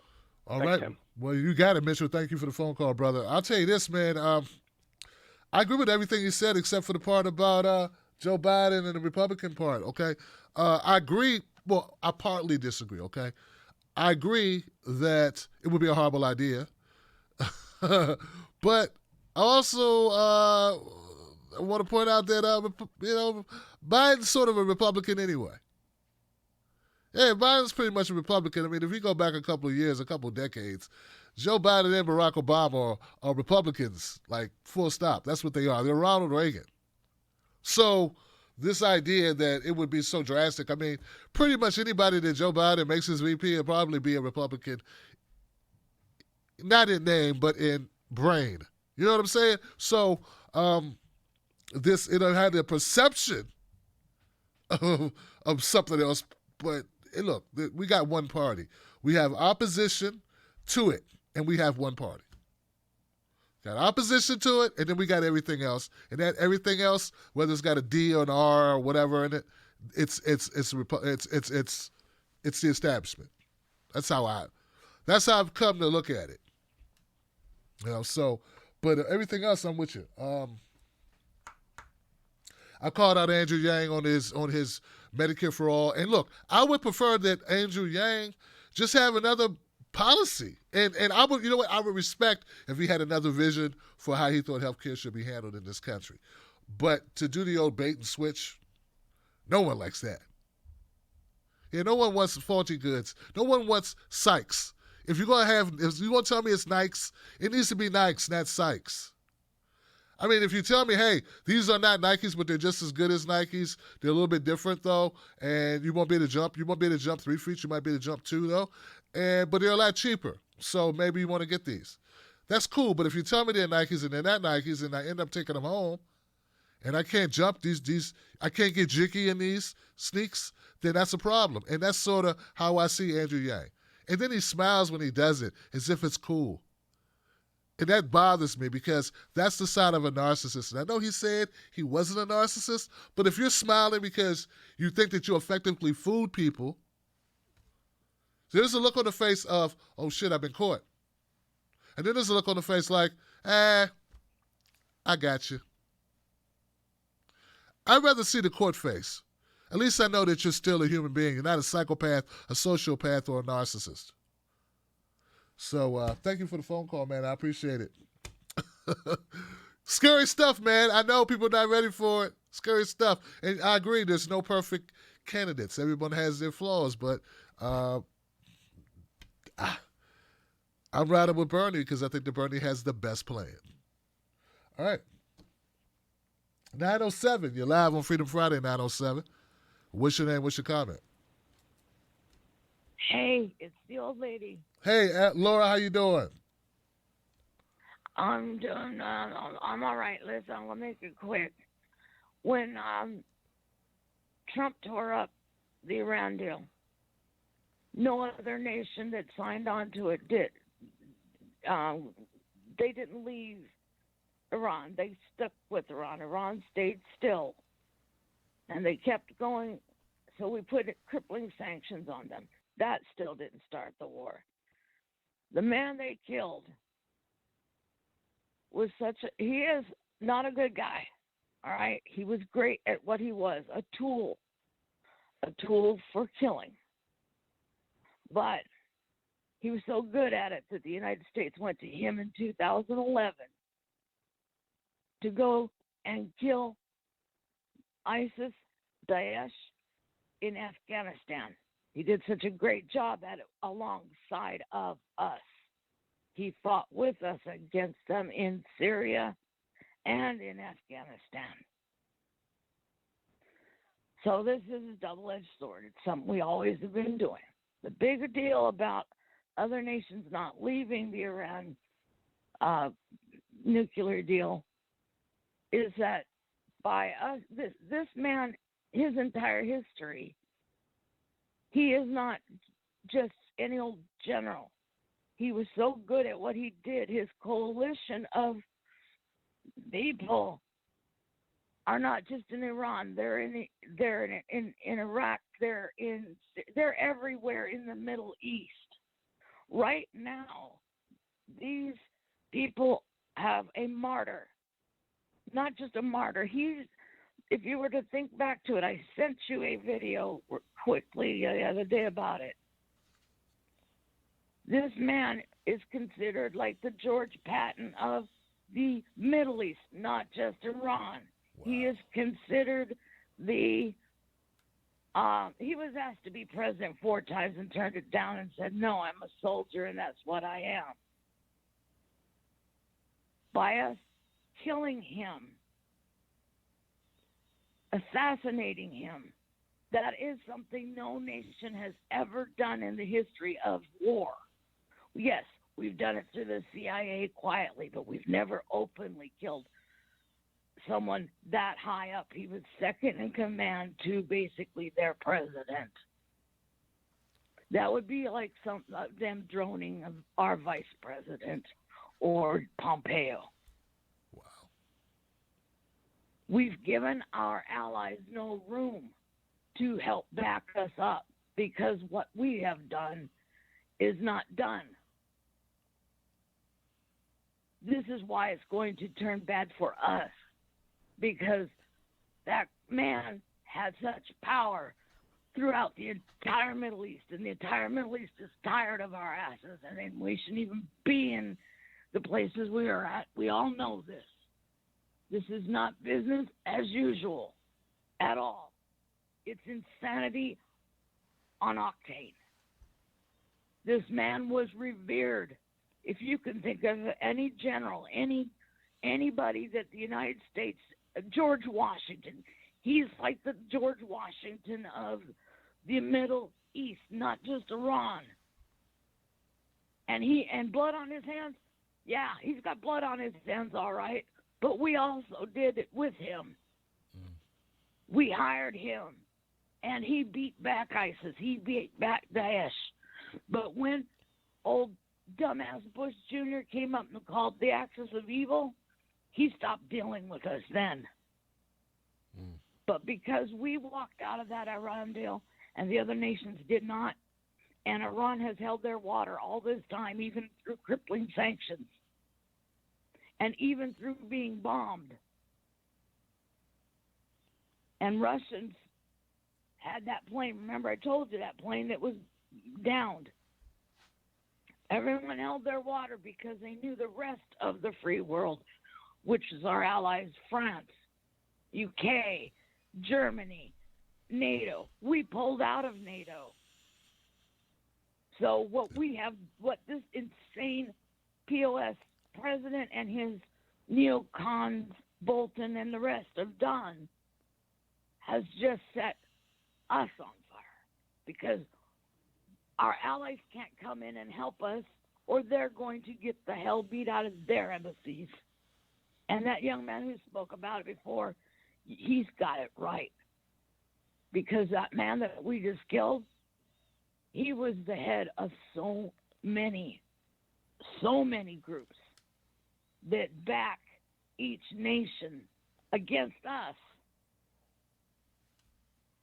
And they haven't had the strength or the firepower or whatever to fight back at us until now. Because now they've drawn in bigger dragons that do back. So, pucker your asses, guys. It's time for every American to get there out in the streets and tell everybody, we stop this and we stop it now. We get everybody home. We get them out of Afghanistan. We get them out of Iraq. We get them out of every goddamn country. This is over oil. This is over minerals. How much does the world have to burn? And don't think that all these bombs that we have been doing above ground, below ground, and everything else hasn't contributed to climate change, etc. It's time for us to stop being a slow-rolling World War III. That's all I got to say. But this guy was not a good dude, but he was great at what he did. And his coalitions are in through the entire continent of Africa. And don't think that they haven't because of the displacement of multi-millions of people from Syria, from all of the countries we've bombed that have not made their way into the Europe, have not got sleeper cells. I wouldn't doubt if we had a few of them here. Right. So expect that shit's going to hit the fan. And we're the ones that started it. It's an illegal. We've been illegal for a long time. We are not what they've programmed us to be. Oh, red, white, and blue, waving, flagging for peace. How George Carlin said it best. To say bombing for peace is like saying fucking for virginity. At any rate, good luck to us all. Thank you, Laura. I appreciate it. Do our best to get a hold of every congressman you can. I've been doing it for days until these nurses took my phone away and I snuck one in with my daughter. I love you guys. God bless us all.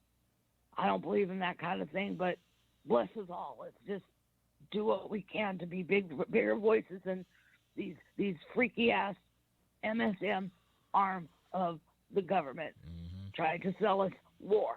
That's right. We don't have any allies that can help us. We did something beyond the pale. And thank you, Laura, for the phone call. I appreciate it. I just want to add to that and say that this has really backed Iraq into a corner, because Iraq is right there in harm's way. And Iran is looking and saying, well, how did they know? Who gave them the intelligence to the United States so they would know where Soleimani would be? So see how that drags Iraq into the quagmire with us? So that's one point. The other point is, I'm wondering, guys, if America's got the stomach for this. I don't think we do, Johnson. I don't think the average American wants this. I don't think the average American, like there was a time, guys, when we would just kind of grin and bear it, kind of grimace and kind of just like cut on Netflix. But now I think we're really tired. I think the average American is so tired. I mean, they had a fantastical story last time. Weapons of mass destruction, 9/11. Remember? That's a little different. They're not even really trying to sell this, are they? I don't see it sticking, guys. I don't see the Republicans being able to sell this. Now, we may have some Republicans pretending to sell it, and we had some Democrats pretending to feign, but I'm talking about people losing political races, people losing their seats in Congress, people losing their Senate seats. I don't see the average American citizen And look, I want to hear what your thoughts are. I just don't think that the average American's going, this seems good. Like they haven't sufficiently demonized Iran yet. I don't think they have. And I know we had a lot of people who are very surface. They got so much going on in their lives. They have no time to watch the Tim Black Show. They're not a member of the Wolfpack. They don't frequent the Gray Zone with Max Blumenthal and Ben Norton and Aaron Mate. They don't check out some of my other friends in independent media. They don't have the time, but I still think in their gut, they don't want this. Let me know what you think about it. I'm going to go to the next call. 425, you're live with Freedom Friday. What's your name? What's your comment?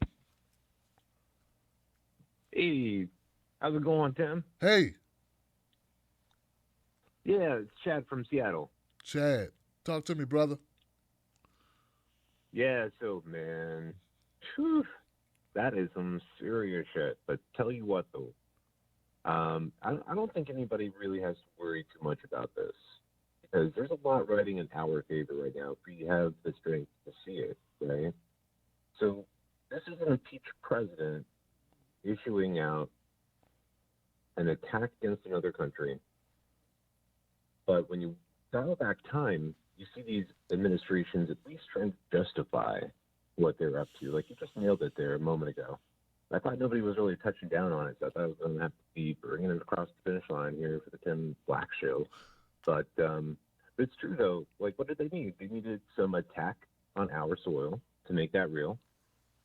And then what did they next need? They needed to go out into Congress and put up these cartoon cutouts of, fucking weapons that didn't really exist. It was a cartoon box of a depiction of one. I mean, at least they put in the effort and the time. But now we see them going out there, and they're just like, with the flick of the wrist, making moves out there.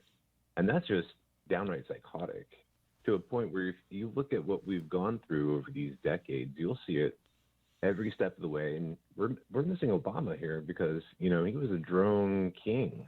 He was out there blowing shit up left and right. Yeah. We need to really seriously take all this into account and ride this across the finish line for an impeachment.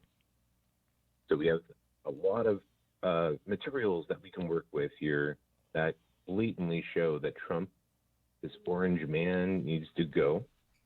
He's illegally acting in ways in which causes the UN Council just recently here, not too terribly long ago. You should look into this, by the way.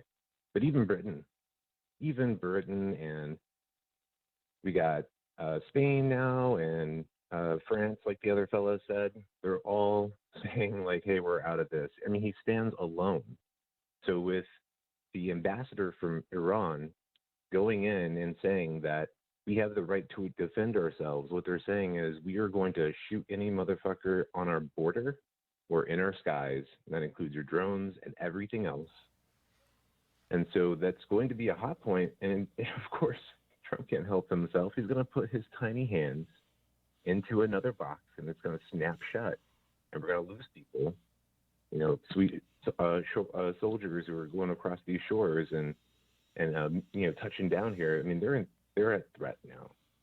And this man is holding their lives at risk. So we can ride this to the finish line with the impeachment. I think it's an important contention point to bring up because, there's a lot of heavy hearts in this show calling in. And I don't want anybody feeling as though that all hope is lost because it's not. Because even in the darkest of times, there is still a bright light somewhere to look forward to. You just got to follow it out of the smoke. All this smoldering nonsense that this fool is up to, we can make it there. We can ride this over that finish line and get him impeached. So all of us should be organizing double up, get that money out to those Congress people and those Senate people running for the pro-people candidacies to back a Bernie legislation, a Bernie proposal, and an executive pen, and get Bernie elected on top of all of that, and we can sweep this orange man right out of the White House. So everybody, you know what's up. Keep watching Tim Black, and you have a great rest of your show, dude. Thank you, Chad. I appreciate it, man. It's great, and I agree with you. We got to keep some form of optimism. I'm not prepared to give up on the pushback that I think is going to happen. You know what I'm saying? And I just believe that people just don't have the stomach for it, man. I think we're tired of war. I know we're tired of war. And I think that when you got candidates like, dare I say, Tulsi Gabbard, Bernie Sanders, I think we got a shot. Now, if not for them, I think I'd feel differently. But then again, if not for them, I don't know if I'd be awoke or awake to this extent anyway, right? So anyway, because I wasn't, I was so busy focused on just trying to keep the wolf outside the door, keep the devil down in the hole, like most Americans 5-6 years ago, without Bernie Sanders and Tulsi Gabbard at this point. People say, well, there were others, but wow, good. Well, thank you, Chad, for the phone call, man. I appreciate it. 707, you live on Freedom Friday. What's your name? What's your comment? Oh. Hey. Oh, shit, I'm on. What's up? Yeah, my name is Morris. I'm calling from Davis, California. I think it'll be a change of pace from like all the Iran stuff everyone's talking about, although that's very important.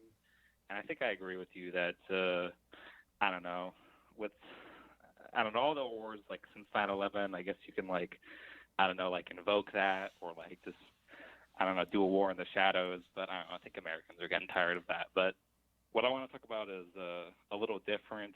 It's just been on my mind right now that, I don't know, bro, like Biden, that man, he's been at the top of the polls for a while. I thought he'd be at like 15% by now, like a year ago, and he's still, at the top. I do believe that, the polls are at least a little wrong, but I guess, I don't know, I'm a little worried. I don't know, I just kind of wanted to basically vent. I think there's going to be unprecedented turnout.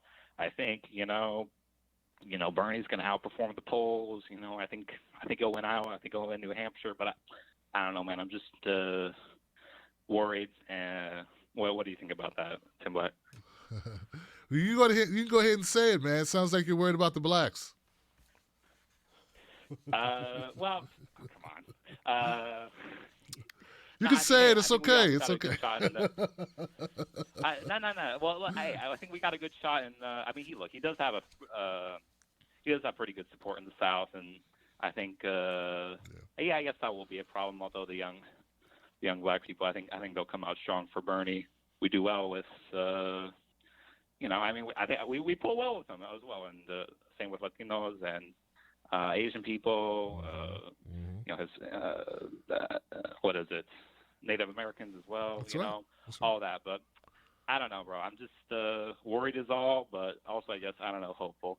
I just wanted to say that, No, I'm just giving you a hard time, man. You got a good point. I think we do need to be concerned about Joe Biden, just because he's hearkening back to a time that some people think is better.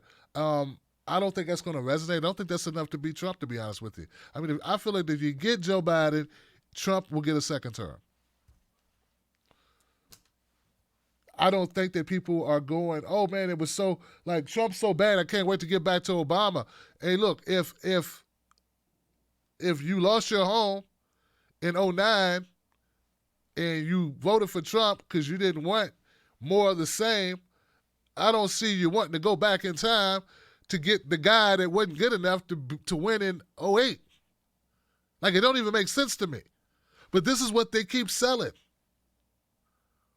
I just got through a big argument with a guy, one of these guys from MSNBC contributor on Twitter because he keep propping up Joe Biden like Joe Biden's special. All right?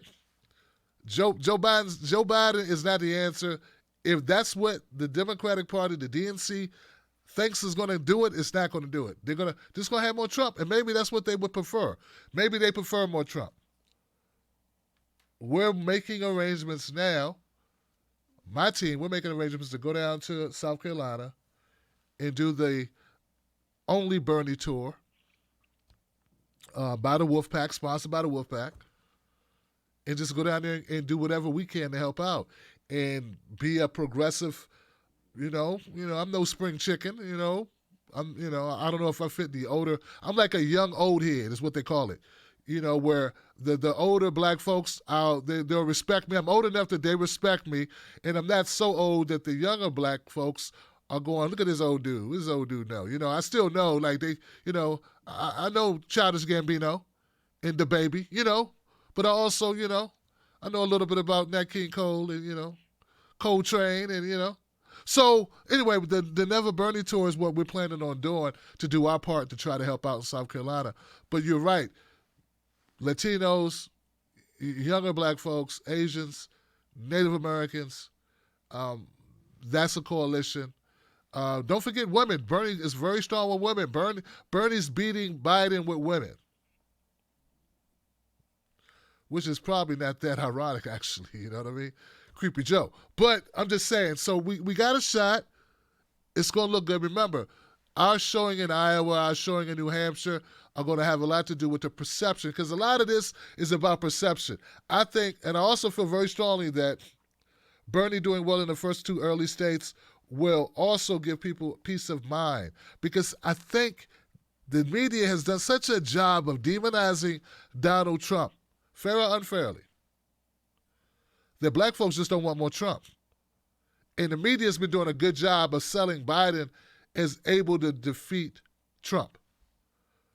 So, but when they see that Bernie is kicking it, he's done. If he wins Iowa or wins New Hampshire and comes in number 2 in Iowa, any combination like that, that's going to change perception. This is one reason why Buttigieg being in this thing, as much as I can't stand him, may be actually helpful. Because he's taking votes away from Biden. All right, we'll go to the next call. Thank you for the call, Davis. I appreciate you. 240. 240, you're live on Freedom Friday. What's your name? What's your comment?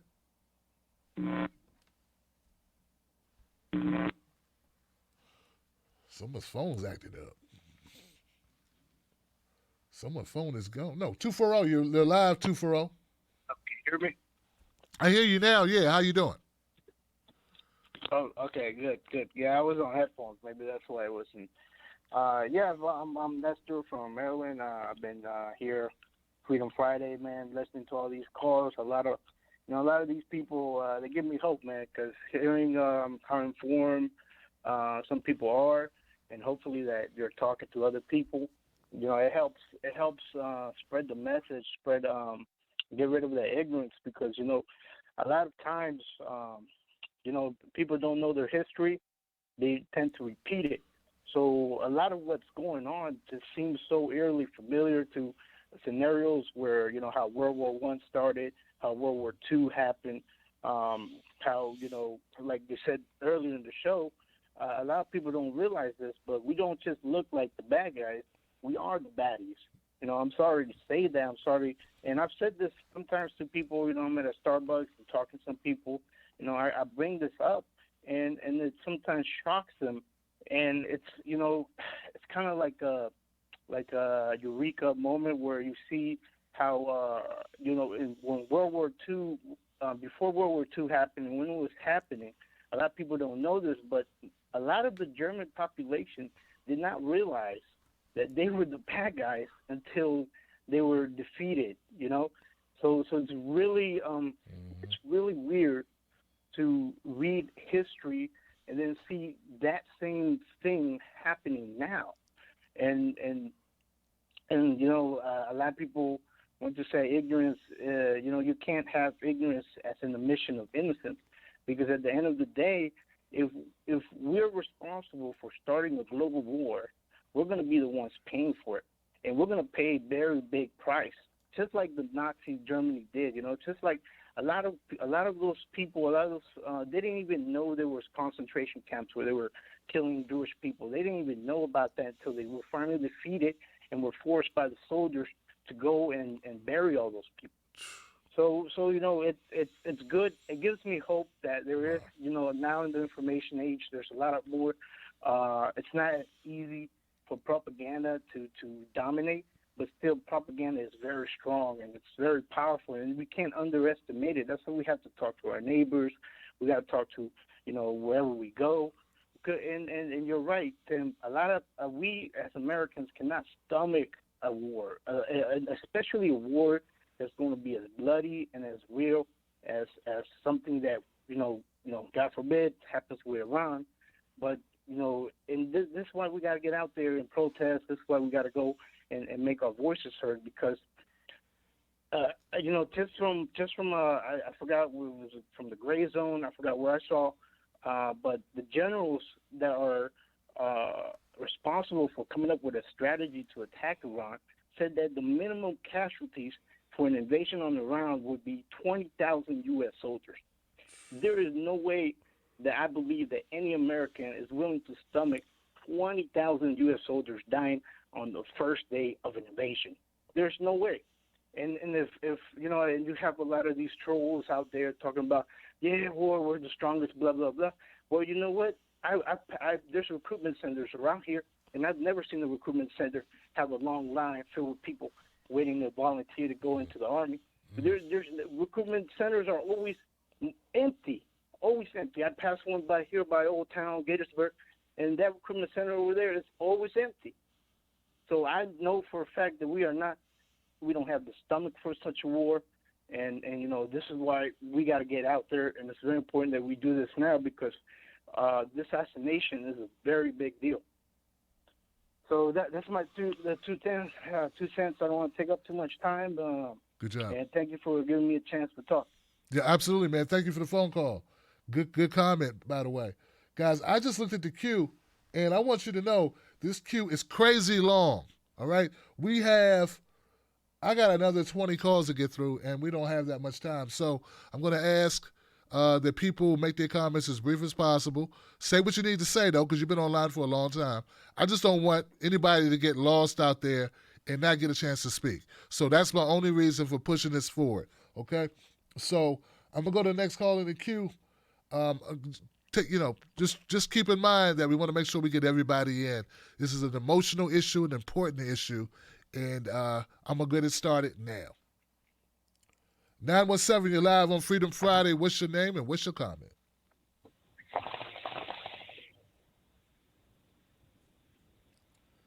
(917-5). How you doing?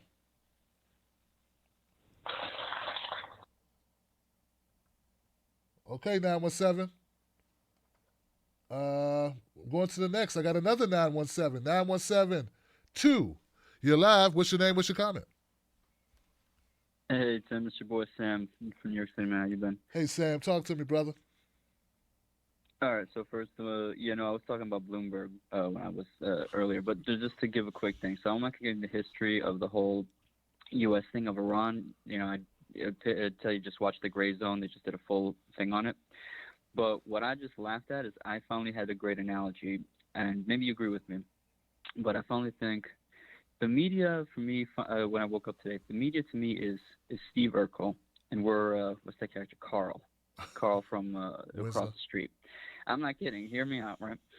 We do the Iraq War. The first Gulf War happens with remember the baby incubator, right? The media parrots that whole thing. Then it happens, and it's like, oh, that wasn't true. Oh, did we do that? Second time it happens, we were told, oh, he's behind 9/11. And WMDs. No, he's not. Oh, did we do that? Then we talk about Libya. Oh, we got to go in. Oh, there's going to be a genocide and what is it, Viagra soldiers and all that. Okay, now they have slave trafficking. Oh, did we do that? We said in Syria, oh, we have to go in because chemical warfare. They just leaked, OPCW said no. Oh, did we do that? Or actually, in this case, they didn't even acknowledge it. And now we literally just bombed the group people who were literally fighting ISIS. And I turned on the news. I said, finally, maybe they learned something. Maybe the media will actually push back. And they bring on people who, like Max Boot. Anderson Cooper's interviewing Max Boot. And I'm like, the dude literally was wrong in every single one of these wars. And you're interviewing him like he has some view. And this is the guy who said, well, it was a moral thing that we killed this general. I'm like, moral? You wrote an entire article about how we should steal Syria's oil. And you're going to talk moral? Like, man, I think we were with media's Urkel, and I think we're calling. We just finally had enough when it came to Iran. We just need to be like, no, yes, you did this. Get out. I'm not dealing with this anymore. Anyway, Tim, I don't want to keep other people, man. I just want to lighten up with some comedy in there. I appreciate it, man. Good point. Yeah. Did I do that? Yeah, we did that. Good point. 207, you're live on Freedom Friday. What's your name? What's your comment?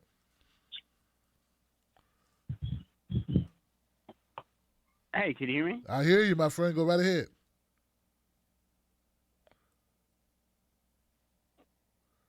I hear you, 207. Go ahead.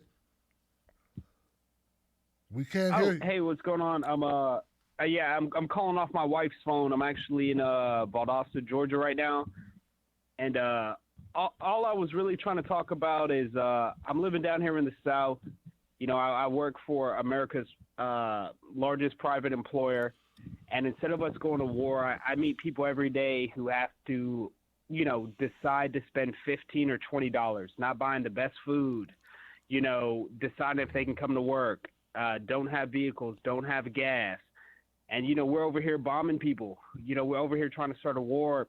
And I'm living with Americans who don't even have, who every day have to make a conscious decision about how they're going to get to work every single day, or how they're going to feed their kids, or if they can put clothes, get their kids clothes, or if they can buy the school supplies in the middle of the semester. And, you know, we're constantly pushing this war agenda. I'm a veteran. I have friends who've taken their lives multiple times. You know, every 3 to 6 months, I have a friend who's taken their life because of something that they've experienced or something they can't handle.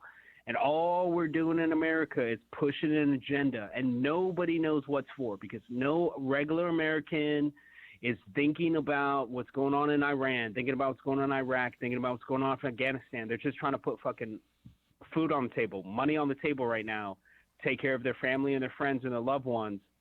And I'm tired of it. I'm tired of every single news article I hear is trying to get us into more wars, more propaganda, you know, and nobody's investing into it. But I'm seeing poor people all around me all the time, you know, nobody able to take care of themselves, and I'm just sick of it. And I just want everybody to think about that and, you know, be conscious who you vote for, be conscious of where we're going and what we need to do as a nation, because, you know, we got a lot of problems back home, that a lot of this money that we're spending fighting people that we don't know the names of, or know their history, or know their family, or know their experiences, that we could use back here. So that's all I want to say. I love your show, and I appreciate y'all. We appreciate you too, brother. Thank you for your phone call, man. We so appreciate you calling up and giving us a different perspective, man. I don't want to take up too much time, but I really appreciate you, man. Thank you so much. Wow. 423. Gosh. 423, you're live, Freedom Friday. What's your name? What's your comment? Oh, hi, Tim. You hear me? Yeah, go right ahead. Okay, well, I have 3 quick points. Number one is in regards to Biden. So, you know, I always tell my folks I'm a Bernie supporter. I love Bernie. And my mother, she's 60 now. My grandmother is a retired politician. And I'm down here in Tennessee. And what you said about going to South Carolina, I think you should do the same in Tennessee, because they're advocates for Joe Biden, and I can't seem to change their minds on that. My grandmother even argued that Joe Biden had an excellent night at the last debate, but whatever. And the second point I was going to make is, so I'm 19 years old at the time of this, and so I was a kid, very young during 9/11. And so it is offsetting to wonder, could something like that happen again with me being this old now? Because I wasn't cognizant at the time. So I don't really know what it would be like to go through something like that again if things escalate to that point with Iran. And thirdly, it's more of a question is, if Bernie were to get inaugurated, what's one thing you think he could do to completely offset this in a reasonable amount of time? So that's all I have to say. All right, brother. Well, thank you for the phone call, man, and I appreciate it. And what could Bernie do, man? Hey, he could, you know, sign in the law, an executive order, not to preemptively strike other countries. Like, Trump did this on his own. He didn't have to do this. Congress, we're supposed to vote. Like, Congress is supposed to vote. You're a congressperson supposed to vote before we enter into a conflict. That's why people are saying that we have these war criminals leading our country, because they're not going through the proper channels in order to engage other countries in war. So, yeah, that's one thing he could do. But thank you for the phone call, man. In Tennessee, I didn't know if Tennessee's got it bad like that. Maybe we should think about that as well. Maybe we should think about doing more. You know, I got to do my part to wake people up. 561. 90 seconds. Hey, you're live on Freedom Friday. What's your name? What's your comment?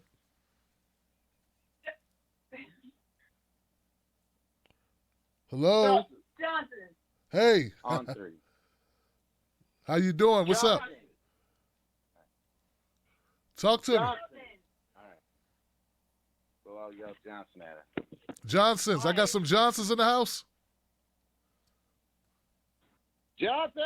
Johnson. 60 seconds. What's going on? What's on your mind tonight, Johnson? What's on my mind is I wanted you to talk a little bit about, we don't usually talk about Russiagate here, but my girl asked me the other night about Reality Winner and what happened with her and why she went to jail. And we were doing some research, and she went to jail for releasing NSA documents that showed Russia had companies down in Florida where we live. We live down here in the West Palm Beach. So I'm getting, shoved down my throat as a progressive, and we both registered Democrats this time just so we could vote for Bernie Sanders. I mean, we have no illusions about the corruption in our government down here. And 10 seconds. It just gets preached so hard that there's no evidence, but we've got a whistleblower sitting in jail for it. And we love Assange and Snowden and Chelsea Manning, and, we support whistleblowers and people like this. And Reality Winner's got to fit into that category. And if we just constantly pretend that what she exposed doesn't exist, we're doing a disservice to our entire movement. And we need a radical. We need to be principled, and we need to be accurate and not ignore facts when it doesn't exactly fit our narrative as progressives. And that will only help to invite people in that maybe don't see our point of view but are turned off when we ignore certain things. And I really appreciate your show, Tim Black. Listen to it all the time. I think you're about the best there is and definitely the closest to my point of view who does it. I hardly ever see you. I don't think I've ever seen you put anything out there that was incorrect or false. I don't think you try to skew news stories to a certain narrative, and I really appreciate that. But there's not enough of it out there, and it kind of blew my mind when Reality Winner was kind of swept under the bus. I haven't heard her name mentioned in forever, and she's sitting in jail for trying to present us with the facts. And in a world that it's so hard to know what's true and what's not, we have to prop people like that up. And so I guess that's my comments, and I'll get off here. So. Well, thank you for the phone call, man, and also the kind words and the props, man. I appreciate it, man. Happy New Year to you and the people in the background I heard when you first called up. I'll just say this, man. Reality Winner. First of all, that's a hero. Okay, so she's a hero in my book. This whole where people divulge information, unless you're selling information, unless you're selling it, it's not spying. Like I don't see when you take information, you give it to a news entity in the United States. You take information from the United States and give it to a news entity in the United States. I don't even know why that's illegal. That shouldn't be illegal. As far as Russian interference, brother, real quick, I'll just say this. No one should say that there was no Russian interference. What they should say is everyone interferes in elections, not new stuff. And based on the reporting, based on the information that we have, it doesn't seem like Russia altered our elections. The majority of the Facebook ads, for instance, that everybody talks about, ran after the election. After the election. But you're right, we can't just be glued to a narrative to the detriment of the facts, just because they don't fit, right? So there are people saying there was no Russian hacking. There was some Russian interference. There was. It just wasn't enough to rise to the level of throwing an election and giving it to Donald Trump. So that's my take on it, based on everything that I've read. But thank you, my friend, for the phone call. 561. 423. So when people drop off, I lose my place. 91759 803. Let me try this one. 917, you're live on Freedom Friday. What's your name? What's your comment? Yo, Tim Black. It's your resident Trump supporter, KJ from Bed-Stuy, Brooklyn. KJ, man, what's going on, man? How you feeling about Trump and this latest this attack, this assassination of this guy over there in this Iranian? Okay, well, first of all, I want to wish you a happy New Year, brother, because you know I love you. That's right. And I have to say, I've been listening to all these calls, and I have to go back to what one caller was making a point earlier about we live in this era of information. Well, people, you need to get a little more informed before you start making these outrageous claims that we're going to war. Number one, we're not going to war, okay, first of all.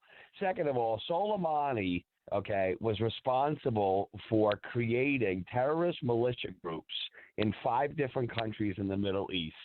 He was responsible for the attacks on Saudi Arabia. He was backing Assad in Syria, okay? He was not a good guy. He was a terrorist. He was a gangster. He lived by the sword. He died by the sword. So I don't want to hear any of this BS about people feeling sorry about this guy who spent his entire life basically being a gangster for the Iranian regime, all right? He got it. And you know what? Here's the kicker. 6 months ago, Trump had said to them after he was responsible for the attacks in Saudi Arabia, yo, chill the fuck out or I'm going to take you out. So you were warned. You got your warning. And the bottom line is, if you don't think that the Iraqis gave us the information that he was flying in and also just happened to be flying in at a time when he knew our Marines and our 82nd Airborne were coming back in to reinforce the embassy that they attacked, okay, that he backed the people to create that event as well. So, you know, all this, let's feel sorry for Soleimani. Give me a break. I don't remember everybody feeling sorry when Gaddafi was killed. And, you know, Gaddafi used to actually help his people in a lot of ways. So, you know, where was the outrage when Gaddafi was taken out by Hillary Clinton, all right, and Obama? I don't remember so much of that. But now all of a sudden you want to feel bad for this guy who spent his entire life killing people, was responsible for 600 plus Americans dying and tens of thousands of people dying throughout the region. Come on, people. You got to get a little more informed before you start jumping the gun thinking you know what's going on. We're not going to go to war. And war nowadays, the world we live in, Tim, everything is done by drones. Obama should know. He was the king of killing people with drones. So let's get real. Boots on the ground, it's never going to happen again like that. And trust me, Trump does not want a war. He's basically just saying to them, yo, you want to play this game? I can play this game. I guarantee it's called the game of mercy. And eventually you'll be brought down to your knees. You want to renegotiate, he'll still renegotiate. Trust me, he does not want a war. So I just want everyone to get it through their heads. As a Trump supporter, as somebody who knows exactly the reality of the situation, not the delusion, because you're just so pissed off because Trump's still the president and he's not even impeached because, you know, the old broad still hasn't handed over the papers. So that impeachment was a joke. So it's like, come on. And like Trump needs a reason to get reelected, please. All those Democratic candidates combined right now can't beat Trump's dog. All right? And he doesn't even have a dog. He doesn't even have a dog. So that's the saddest part about it. But you know what, Tim? I love you. I know you got a lot of calls tonight because I know there's a lot of people all of a sudden. I think it's great for you. It's great for the show. And I hung in there because normally I don't hang in there too long. But I love you, brother. I know we tend to disagree, but we agree that we, appreciate each other and respect each other. And, just want to, let people, it's called a smartphone for a reason, but it's only as smart as the person who uses it. And if you're just using your phone for Snapchat and selfies, chances are you don't understand what's going on in the world of politics. And as far as the neocons, any rich person who owns stock in the stock market is a neocon. Wow. All right, brother. Peace out. Happy New Year, man. Boy, KJ, man, I don't think I've ever disagreed with you more than tonight. Like tonight, you really lit it up. You really triggered a lot of people. Like, I almost got triggered, then I thought, you know what? I know who he's talking to. He's talking to those fake Democrats right now who are acting like, oh my God. So, but your tact is wrong because what you should be saying is, you Democrats love war. What's the problem? Come on, you guys love war. Now, that doesn't mean that's my callers. Those are those Democrats who are feigning like they're so concerned. I haven't heard anybody say they feel sorry for Kusalami. Kusalami? I haven't heard a single person say that. What we're saying is you drone a guy in another country and you know these people that you're droning are not going to attack us. There's not going to be, you're right, there's not going to be boots on the ground in the traditional sense. What it's going to be is terrorist acts. Terror acts on us and foreign Americans, in other countries. And there's a word for that. I can't think of it right now. But that's what's going to happen. So we don't want that. That's not good. That's not, why couldn't we wait? Why couldn't Trump wait if this was such a and why not get authorization? This will lead to war. You can't kill the number 2 person. What would we do if they killed Pompeo? What would we do if China droned Pompeo? Right? So all I'm saying is so like I disagree with you on a lot of fronts on this one. And like I said, it's never been this bad, man. It's like you went down a list. I'm going to piss them off with this. I'm going to piss them off with that. Oh, man, they're really going to be pissed. Man, they're going to pee themselves when I say this. They're going to throw stuff at the TV. They're going to throw stuff at their smartphone. Okay? So I think you did. You really outdid yourself tonight. Nobody should be saying this was a good guy. This was not a good guy. In fact, Laura Alaska put it very well. This was a bad guy. But we're not the good guys, and I didn't hear that in your voice that we're not the good guys. And Gaddafi, there are people who push back on Gaddafi. I was one of them, and I know you know that, and that's the thing. So I don't think what KJ is saying applies to everyone who's called into this show tonight. Maybe not even most people, but there are some people who are listening. I'm sure, or some people, and I'm positive, I'm 100% sure there are a lot of people actually who don't understand what's going on at all. And they're just reacting like Trump bad, Trump evil. No, U.S. bad, U.S. does evil. And this is no different than what we usually do.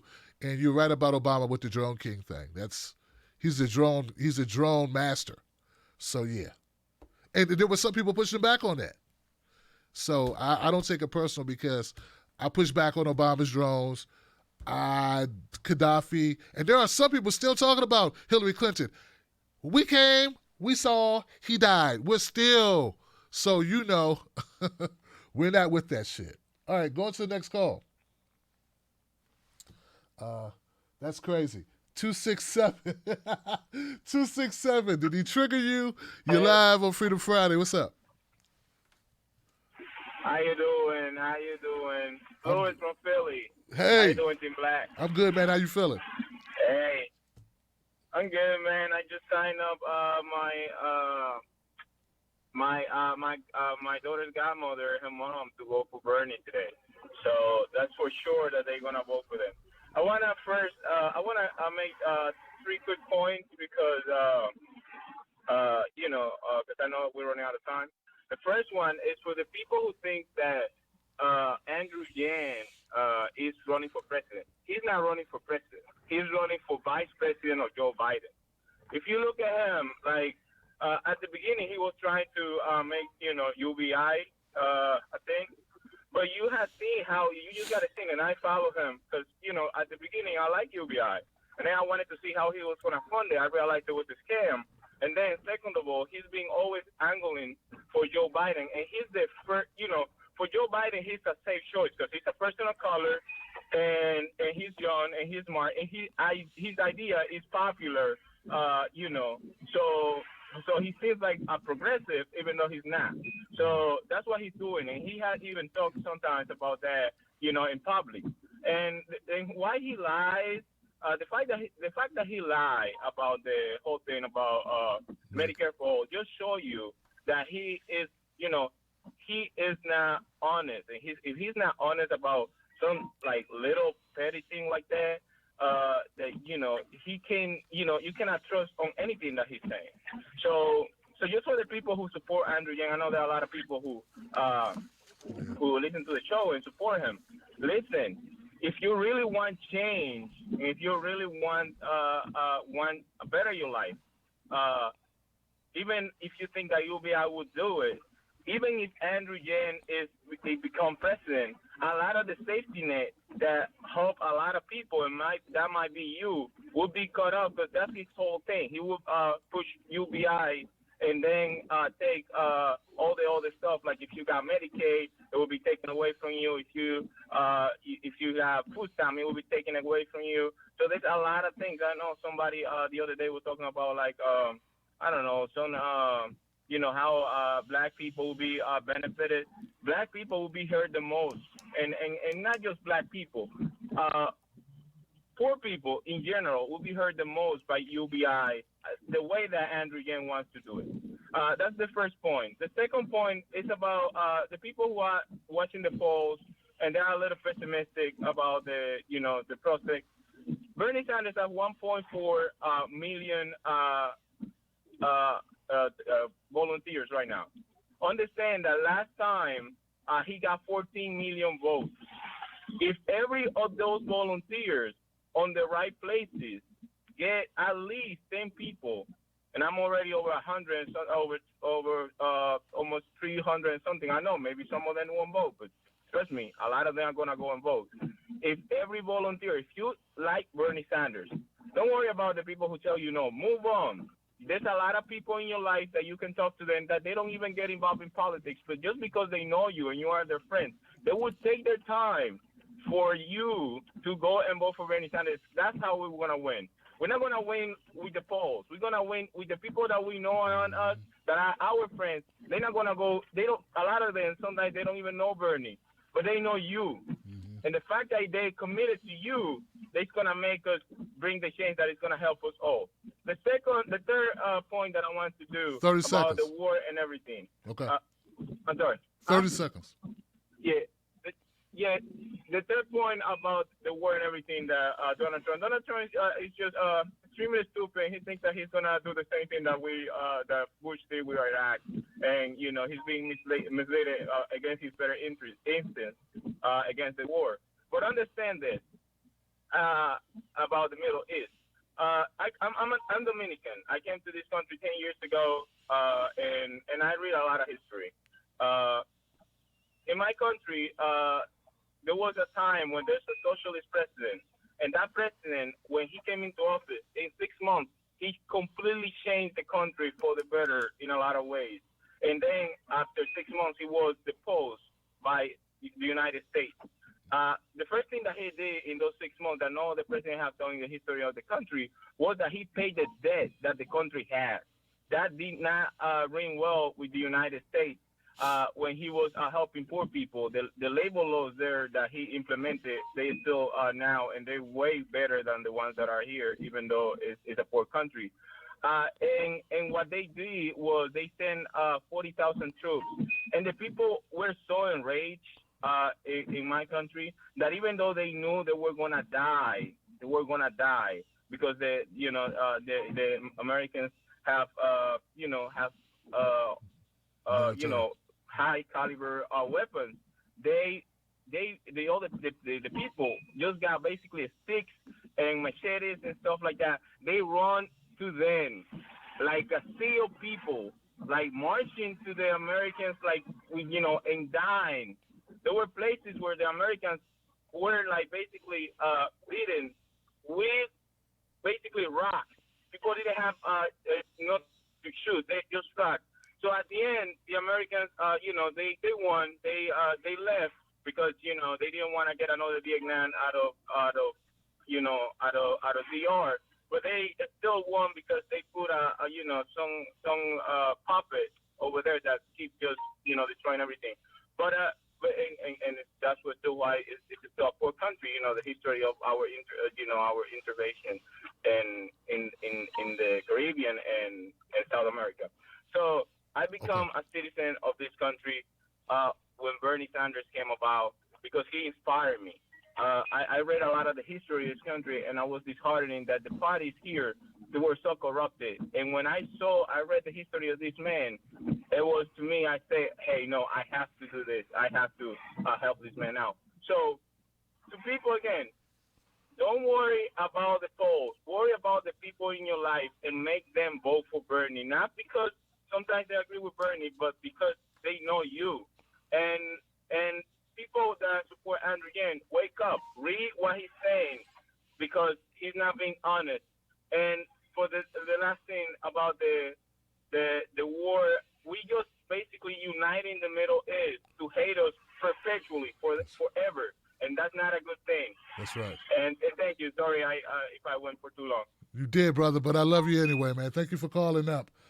803, you're live on Freedom Friday. What's your name? What's your comment? Spirit. Hey. Mandel. All right. Trump is a spirit. We have spirit, pneuma, breath, wind beneath their wings. That's the money that comes into them. You can look through. You got Trump. You got Biden. You got Hillary controlling the talent agency that covers the airwaves. So they're all going against Biden. If you'll notice, you're the one that's trying to give some truth. I instantly like Tulsi. I instantly like Bernie. I instantly liked Marianne Williamson when I saw them online. Their representation on TV is terrible. If you look, this bombing is going to get more eyeballs to the news programs on TV. So you go to that's going to mobilize the old people who are watching TV to go to the polls for to get Biden and Buttigieg more votes. Because if Biden or Buttigieg wins, then Trump wins. So that's where I'm looking at going, Trump is not a politician. Trump has no military strategy about him. This is all about a show, and he knows his audience. Wow. Look, man, thank you for the phone call. I appreciate it. It's something to think about. I agree with you that he does not have a military background at all, but he does know how to put on a good show. Good point. 704, you're live, Freedom Friday. What's your name? What's your comment? Hello. Hey. How you doing? Simple question. So, when I turn on the news and everything, the media is clearly horrible. They don't. Half of the stuff is impeachment, and the other half is, fear mongering. So, my simple question is, how do we fix the media? What do we do? Do we have Tim Blacks going on CNN, Crystal Balls going on Fox? How do we fix it? Do we take out CNN and Fox and put an independent network there? What do we do to fix the corrupt media? Well, my brother, thank you for the question. Well, we can't take over CNN. What we can do is we create our own CNN. And we create channels like the Tim Black TV, but then we invest in those channels, and those channels take that investment, and they don't go buy fancy cars, and they don't go on fancy trips. What they do is they build up their platform, similar to what I've been trying to do. and you start expanding what you do to reach more people. One of the things I'm trying to do now is hire more reporters. That's what you got to do, and you got to have integrity, and you can't buy in, and you can't go work for campaigns. You have to stay independent as much as possible and continue to do the work. And as long as we continue to replicate that, we got a shot, because the centralized of TV and cable news, that day is over. It's dying more and more every day. We got a shot to reach more people. So that's what we do, brother. Thank you for the phone call and the question. 214. You're live Freedom Friday. What's your name? What's your comment? Hello? Hey, you're live. Hello? Hey, you're live. What's going on, Tim Black? I'm good, man. What's on your mind I tonight? just called to make a couple of points. Okay. Yeah, I just make a couple of points about this war that we're in. Just from a Iranian, that I am. This Soleimani guy that has been killed. He's an important figure, and Trump definitely maybe took the wrong advice, and doing this. I believe it's going to have a pretty bad blowback in this.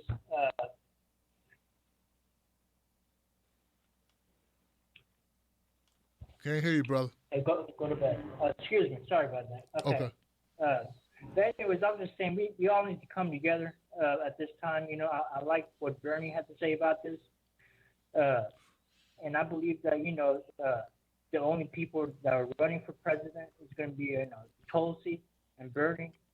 They need to come together. I think if they were on the same ticket, they would definitely blow through Trump, and definitely could have a great chance of becoming president. And just one more thing, man. I love your show. Keep it up, and Happy New Year. Man, thank you, my friend.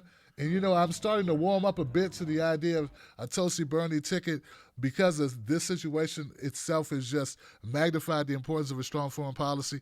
Though they agree on foreign policy, the fact that they agree on it makes me think, kind of that makes sense then, right?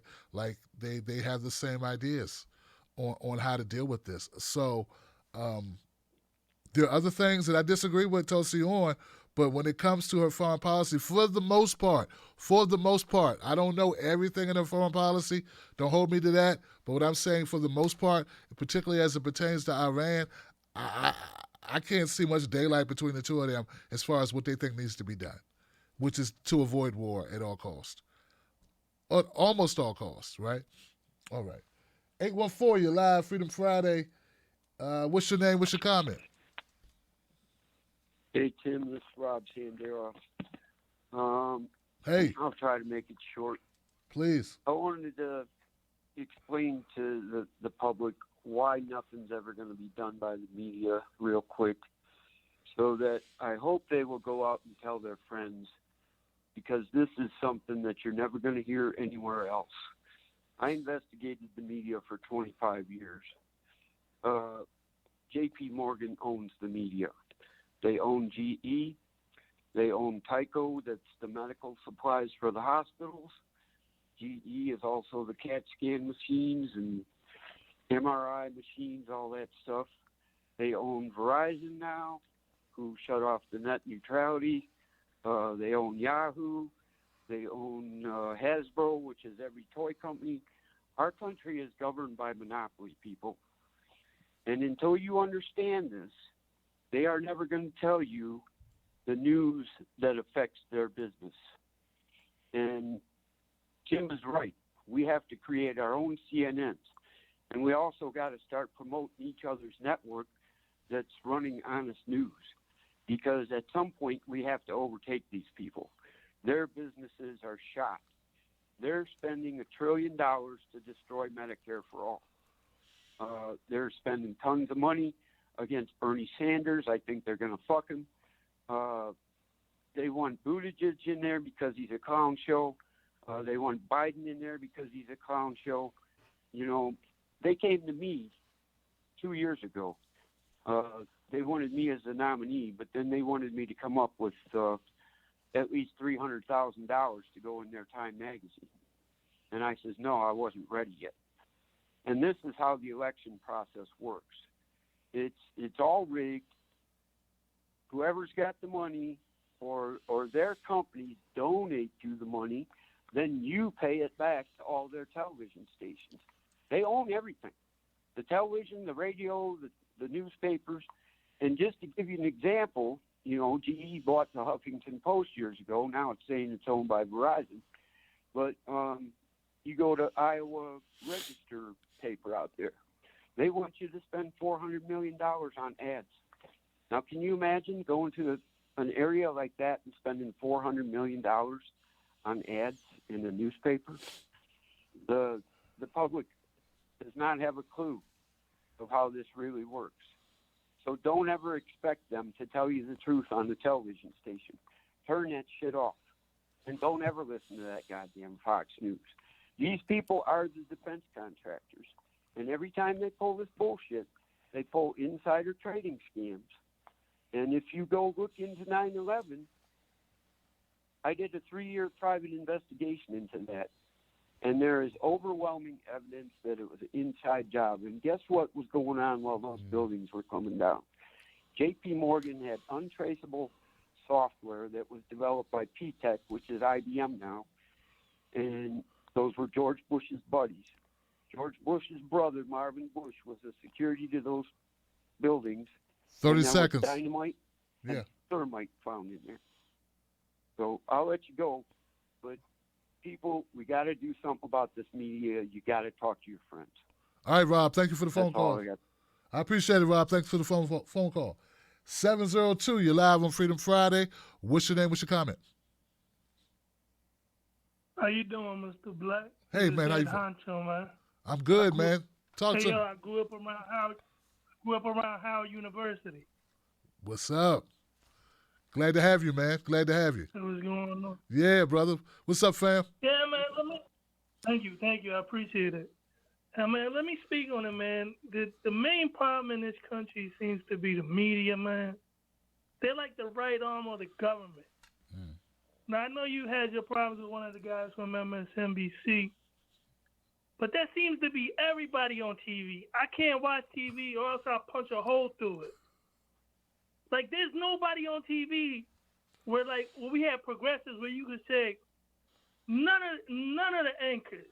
I mean, they just blew up a guy in Iraq without any warning, without any notice, without the right. How do you kill another country's number two?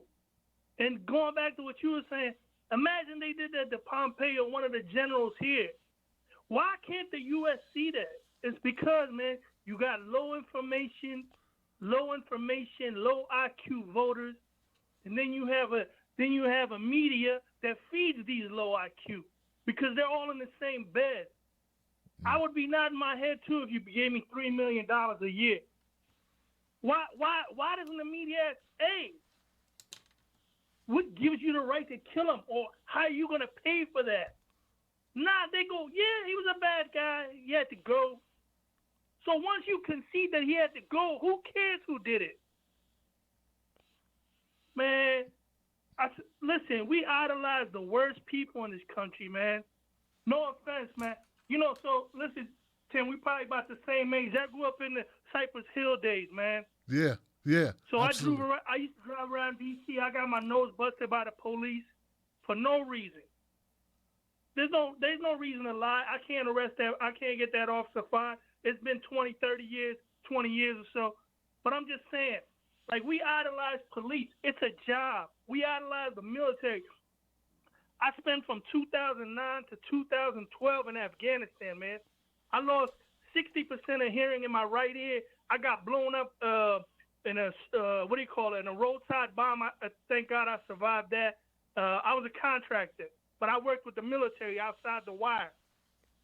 All right, so I survived that. I survived the RPG attack. And man, we idolize these military people, these soldiers. It's a job, man. I worked with them for 3 years. These guys used to come in and leave, and I stayed without a vacation My brother was in the Marines. He got shot in Afghanistan in his knee, in his leg. And we're originally from Afghanistan. We went back there to help our country. But what I saw from these soldiers, man, there's no need to idolize these people. This government, like this propaganda we get fed here in the U.S., that we're the greatest, thank you for your service. No, if it's a job you signed up, thank you for your service to the teacher. Thank you for your service to the trash man. Why are we idolizing? I saw some of the worst people in the world, man, in the military. Like, I was in Kandahar province. I'm going to tell you a short story. I know you got a lot of people on here. We got hit with an RPG attack. I was with 8 U.S. soldiers and a whole bunch of Afghan police. 3 people died. 2 people were seriously injured. I was injured in my ear and all that. Me and another Afghan, 19-year-old Afghan guy, I escaped during the Soviet times and I was shot during that time. So I'm okay with dying for my country. I took their soldiers, even though I wasn't a U.S. soldier. I was armed. I was a contractor. I took the soldiers when the helicopters landed from Kandahar Air Force Base. They landed in the wheat fields. The soldiers, we were in an outpost, and the Taliban hit us with an RPG, an inside attack. It was 3 police officers. They escaped, but these soldiers were crying. Me and this young guy took their dead to the helicopter. 4 times. We made 4 trips to take these people to the helicopter. The soldiers were crying. The commander thanked me, went back to the base. He accused me later on, as the MPs were investigating, they accused me of being a Taliban because they said you weren't scared. Why did you take the soldiers out there? Now, this is me trying to help them, and so I don't want to hear all this, thank you for your service. No, thank you for your service to the teacher that's educating the kids, that's working out there 9 to 5. This country sells you nothing but propaganda. Look at this guy that they just let off at Trump pardon. Like, this country idolizes everything that's bad, man. Everything that's bad. You kill Muslims, you kill brown people. They don't give a damn. They're like, those aren't even people. How many people get shot? How many black people get shot by the police? Oh, they're all lying? They're all saying that it's a big conspiracy. They all got together in a black chat room and said, let's lie on the police. No, but white people will refuse to believe it because the media refuses to present it in the right way. That's true.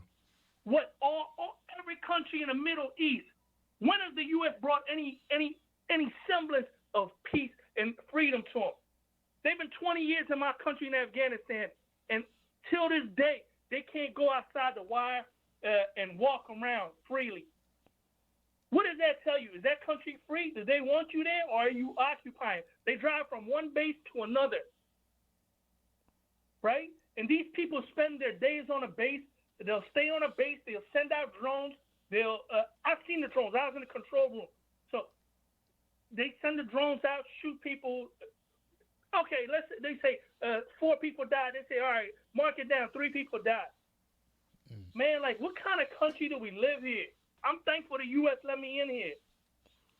But, man, I can't take this. Like, I'm just looking for a place to move. I can't get my mind around this. I can't watch CNN. I can't watch stupid bullshit, MSNBC. This guy you were having an argument with on Twitter. Like, these are the kind of people that perpetuate this bullshit. They coddle it. And then they'll hit you with the cudgel of diversity. Oh, he's black. Oh, he's this. Yeah, Clarence Thomas is black, but we don't need that kind of black. If you black, you don't need that kind of black in the community. Like, there's a guy named Majid. He's a Muslim that they bring on Fox. We don't need that. I'm Muslim. We don't need that kind of Muslim in the Muslim community. That's that fake diversity shit. I'll vote. I'll go along and I'll vote for Bernie. I think he's the best dude. Wow. But man, I'm so disheartened by watching this bullshit. Just constant killing, man. Like, what about Tim? Did they even see? So they killed this guy. They killed 8 other people. What about the families of those 8 other people? Absolutely. When is the anchor gonna ask, like, how do you kill 8 civilians? Like, you killed 10 people. You mentioned 1 person, so it's okay to kill 8 others. Like, they don't have a mom, they don't have a dad, man. This happened in Afghanistan every day, man. It worked on my psyche like I was about to explode. And then they come back home. You come into BWI Airport, and I would see these same garbage people that I was with on my third year when I finally left. I left with the same people that I used to work with for maybe about 2 months. Garbage people. One of the guys is also from Maryland. We flew into BWI together, came on with his uniform. They're hugging, oh, thank you for your service. I'm like, why? Why? Why not figure out the whole story? Like, what is he doing? It's a job. The same thing with police officers. It's a job. Why do we give them the benefit of the doubt over the black man who got killed, or the white, or the lady that got killed in Texas? Man, this country is a bunch of bullshit. We got low IQ, no information voters, and the only hope is some of this progressive media, man, like yourself. You know, we got TIT Cop, all these people that got me into it, man. But even that's not enough, because this is a small bubble. But when you get your head out of this bubble, all you see is this bullshit. Look, all man, you see is this bullshit. I got to leave it there, you can't brother. Walk anywhere, man. I got to leave it there, man. We got to keep it moving. But, man, I love you. I love your comment, man. It means so much to us to hear your side of the story, brother. Thank you so much for calling, all right? Man, I appreciate you so much. Thank you. You got it, brother. Man, that almost shut down the show, man. That's such a great call, man. I agree with you 100%. We are in a bubble, and there's a bunch of BS, and you're absolutely right. If we're going to rely on cable media, if we're going to rely on corporate media, we got nothing. And it's not enough. And I fight, and I keep fighting, brother. I just keep fighting, brother, because I know it's got to mean something. It's got to mean something. I have to mean something. I have to do something. I just can't go along. So, damn, I'm going to go to the next call, guys. Thank you for holding, being patient, guys. I'm coming at you, 310. You're live on Freedom Friday. What's your name? What's your comment? Hey, how you doing? This is OWB. All right. Old white bastard. All right, I'll take Can it. you hear me? I hear you, man. Talk to me. Hey, how you doing, man? First of all, just want to say I'm new, just discovering you from Crystal Ball and Rising, and then checked you out. And, you know, I'm a old white bastard who's been married to a black woman for almost 30 years now. And I'm from Ohio, but I'm living out here on the sand in Venice, and I was at the AOC Bernie rally with Cornel West, and, you know, I was looking over the sea of maybe 10, maybe 15,000. You know, it could have been 20. It was really big. The official was like 10 to 12. But bottom line, it was a sea of brown skin, and I've been in this relationship, and I've been trying to take on whiteness. And what does it mean, and how is this connected to the bigger war that we have been doing out around the world, but also internally? You know, how we've, you know, been, as the white mind, it's incredibly lost. And I think about how we peel that system apart, and there's something called inner connectivity, and how certain white supremacy seems to work at a way that it maintains itself by having everyone follow along, and it's like a gas that's noxious, and you see it, you can't see it, but it just infects your brain. And so I've been trying to dismantle it and take it apart. There's people like Tim Wise and other white people, and, you know, I've had my own personal family, like my mom. You know, I'm a bastard because I didn't know my dad till I was 20, and my mama ran away. And when I started dating this woman that is a Hollywood actress, dude, and I'm out here in Hollywood, we make images, we control what people think when they see these images, and the connection between entertainment and news and how they're blended, and how in the Middle East was drawn up like in World War I. And this was just lines in the sand, just like what we did to the Native Americans when we came over here. And so white supremacy has been maintaining itself, and how do we dismantle it? And there's systems of how we can realize our connection to each other, and that white people, white men, are suffering a lot from it because they don't even see that the damage they're doing to their souls. They don't realize that they're not superior, and there is no superior. And the other point, I know you got people, and I just want to say I got an 80-year-old Air Force retired lieutenant colonel as a father-in-law, and I turned him on turn you on to him. He's down in Florida, and he's spreading the word, man. So, like, I'm trying to connect the generations and trying to make us feel that we don't have to be against everyone, because I work in a private club. I'm a bartender, just like AOC, dude, and I work with these people that are rich, and I fight for Bernie, and I bring him up all the time, and I just get abused and heckled, and they laughed at me, and it was a joke, but, like, slowly, I don't give up, and I don't try to antagonize. I try to figure out a way to be a certain angle that is connecting to humanity, our common humanity. Like on the census this year, no one put down anything because there's only one race. Put down other, and you check in on the other box and you write human, because that way it's just the way that they've been doing. I'm into like John Henrik Clark and Gil Scott-Heron, and Whitey's trying to get on the moon, man. And so you got to start kind of connecting some of these people. Like when I was at the beach, the great Dr. Cornel West was there, and I've watched him and love him, and I'm down with this kind of, deep history that a lot of white people are clueless to, and I try to bring it to them, and there's a lot of white role models, quote-unquote white, but people that were always fighting.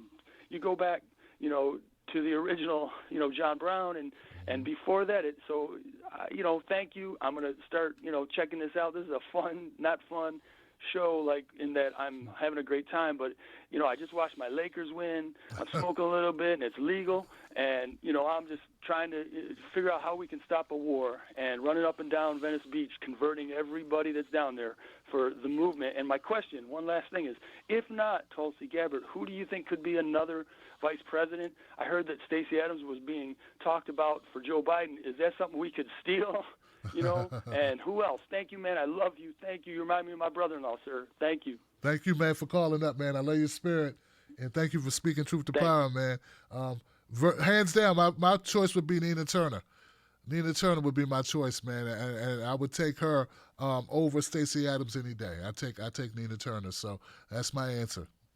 Thank you so much for the phone call, man. 484, you're live on Freedom Friday. What's your name? What's your comment? Hey, you hear me? I hear you. Hello? Hey, you're good. What's going on, Tim? Hey, man. So, first time, long time. I'm a big fan of the show. I say this with a lot of love, but I think like you, a lot like everybody else in the U.S. right now, commenting on what's going on in the Middle East, specifically Iran. It's a lot more complicated than the kind of way you're presenting it. I get where you're coming from, and I agree with your basic perspective, but I think a lot of details are sort of crucial in terms of being able to have like a decent analysis of this. Like, have you seen this bombing on the Taji Road that just took place? The additional 6 people killed? Yeah. I opened with that. Yeah. Yeah. So basically what we're watching, man, is we're watching the United States try and eliminate any semblance of democracy from Iraq at this point, because they've realized that the organized part of the Shia population is, largely to one extent or another in alignment with Iran. I think when it comes to the analysis of like Soleimani dying and everything, this, as much as they like to talk about it, and this is my analysis, I have a lot of friends from Iran. I've been over to the Middle East a couple of times. I don't want to hold up for too long, but this is an attempt to start a war, to further instigate actions towards a war in order to garner more excuses. Soleimani, when he became Major General and, he was promoted to his position in leadership of Al-Quds, Khamenei called him the living martyr. And his whole motto, as long as he lived, was that his dream was to be a martyr, but the hills and mountains would not give it to him. And people were chanting that in Tehran and Kehra and like all these other cities in Iran today, because that's kind of been realized. And I think if you even look at Trump's initial statement when he says, he was planning a major attack and we disrupted it, they're acting as if Al-Quds is this like Al-Qaeda. You know what I'm saying? They're acting as if it's this small cell of like, I don't know, guys in a cave. This is the most sophisticated special operators in the Middle East. They've learned from the Green Berets. They've learned from Navy SEALs. They've learned from the CIA. They've learned from Mossad. They've learned all these different ways. And now they're starting to this has really caused a consolidation and reinforcement of power in Iran, and then also with, you know, the parliamentary crisis in Lebanon, and now the United States. Remember, they didn't just kill Soleimani; they killed Abu Mahdi al-Mohandis, and it's very obvious now that this is part of a larger effort to get rid of Rashid al-Shaabi. If they dismantle Rashid al-Shaabi, that means that the United States has basically eliminated the largest military force with link to a major political power in the country. That means the only way the United States can maintain bases in Iran is to add some sort of puppet dictator that's Sunni. This is, I mean, there's a lot of layers to it, is all I'm saying. I think a lot of the nuance gets lost, especially because there's this idea of like Iraq is as like a whole, like one country and Iran is another. You know what I'm saying? And then Iraq doesn't really have a military, and then there's supposed to be agreements over airspace, which, you know, forget like the constitutional requirements or congressional requirements. The United States is not allowed to conduct any sort of air raid in Iraqi airspace without approval from, you know, the Iraqi caretaker government, whatever you want to call it. And this is basically what we're watching is the United States saying that it wants to make Iraq a complete vassal state, and they're probably going to try and install some sort of puppet dictatorship. If you'd be willing, is there an email I could maybe send you some links to just for some more information? Because I think you do a great job. It's just sometimes people, I think, in the United States, we get manipulated because we miss a lot of the nuances over there. And if I could send you some stuff and maybe you'd be willing to read it, there's a lot more depth that I think if you're able to grasp, you're a really smart guy, and I think you really be able to contribute a solid analysis. Well, look, that's fair, man. Thank you so much for the phone call and the information. Yeah, email me at tim@timberlaketv.com. That's tim@timberlaketv.com. I think what it is we want things to be simplistic when they're not. We want to make sense of it, and we start relating it to things we think we already know, and we try to think logically. And I understand how that can lead you down the wrong path, frankly. I agree. It's probably, just listening as you explain it, yeah, there's probably not as cut and dry as we would like it to be. But thank you so much, man. Tim@timberlaketv.com, my friend. 845, you're live on Freedom Friday. I want to make sure I had you. Hey, Tim. This is Andrew calling. How are you? I'm good, man. What's on your mind, Hey. Andrew? Yeah. So, you know, ever since, you know, obviously Trump got elected, I've really been kind of, you know, trying to educate myself more to kind of really understand a little bit more as to kind of why he got elected, right? And there's many, many different reasons. But I think in kind of keeping up with sort of this topic, with sort of us bombing Iran, you know, I think a lot of, in addition to an extremely racist campaign, he talked a lot about anti-interventionism, right? And, you know, I don't know if you've read The Management of Savagery by Max Blumenthal, but I thought it was just really eye-opening how Max even mentions how Trump during the debates really exposed Jeb Bush for just how just the neocon idealism or ideology, and, you know, really just straight up said, like, your brother lied us into these wars, right? And I just wonder, you know, I'm a Bernie supporter, and I think he's running a great campaign, but sometimes I just feel like he really just pulls a lot of punches. And lately I've really been happy to see how much he's been, you know, when he said, you know, straight up said, Trump will take Biden out to lunch. And he's he's released several tweets recently about, you know, strongly being against going to war with Iran. And I just hope that in these next debates, Bernie can really just kind of, even more so, and not, in addition to just doing drive-by comments to Biden about you voted for Iraq, really just sticking it to Biden and other neoliberals, like even Buttigieg, who just give like half answers about saying, oh, it's bad, and then kind of does a word salad.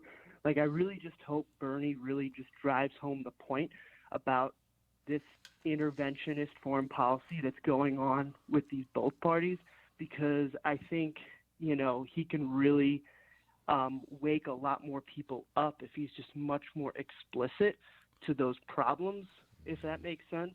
So I think that's just one I wanted to call in, is that I just really hope that Bernie, the last couple of debates, he's gone into foreign policy more, and he's kind of straight up said a couple of things that are wrong, and I just hope he's able to expand upon that, because I really think we need Bernie to just be bold and stop just saying before he straight up says things that maybe Biden does is problematic, that he's friend.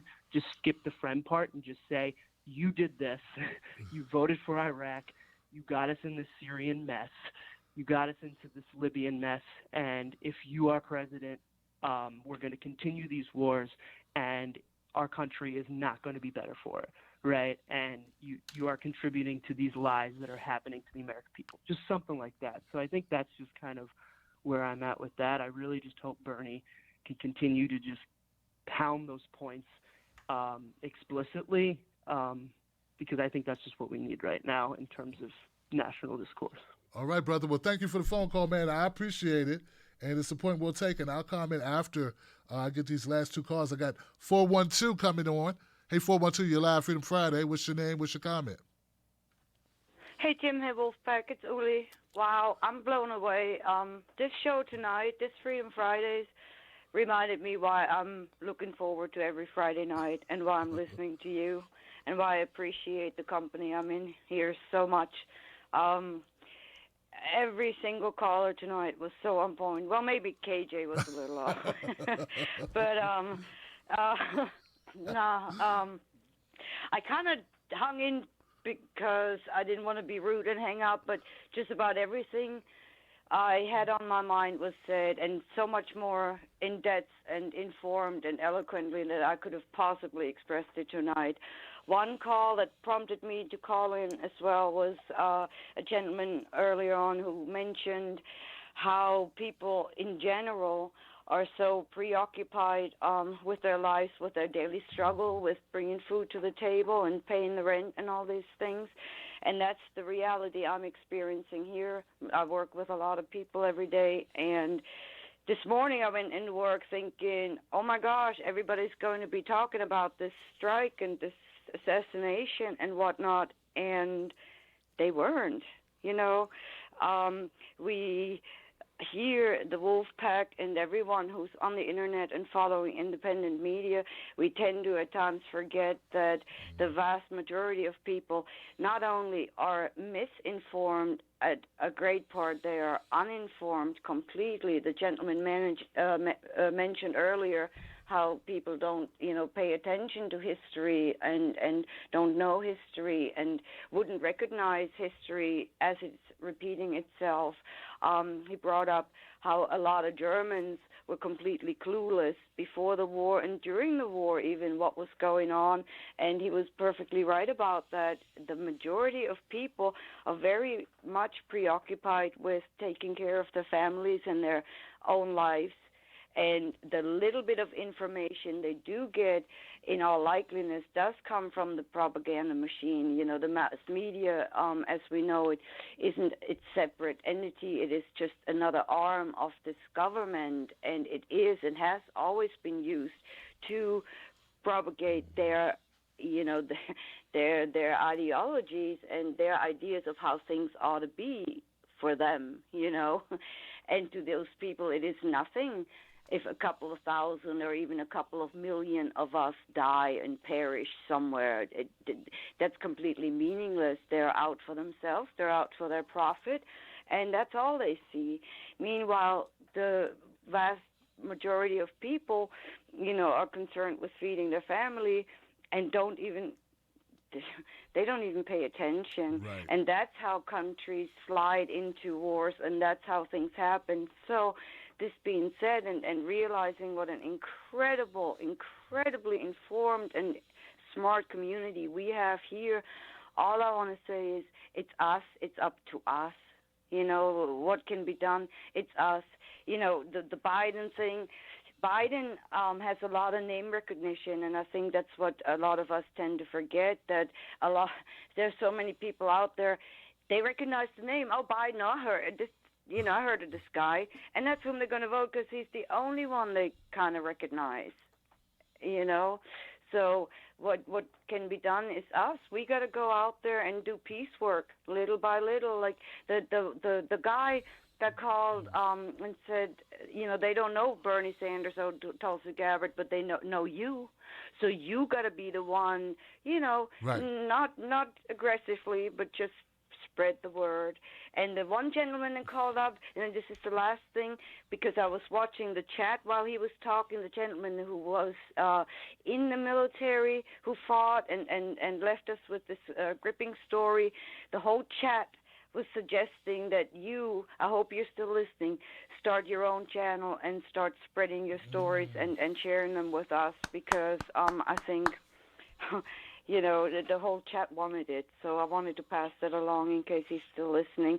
With that being said, I hope you all still have a good weekend and spread some love and peace wherever you are. Thank you, Uli. Love you all. Good night. Thank you, Uli, so Bye-bye. much. Thank you so much for the call. 541, you're the last call. What's on your mind? You're live. 541.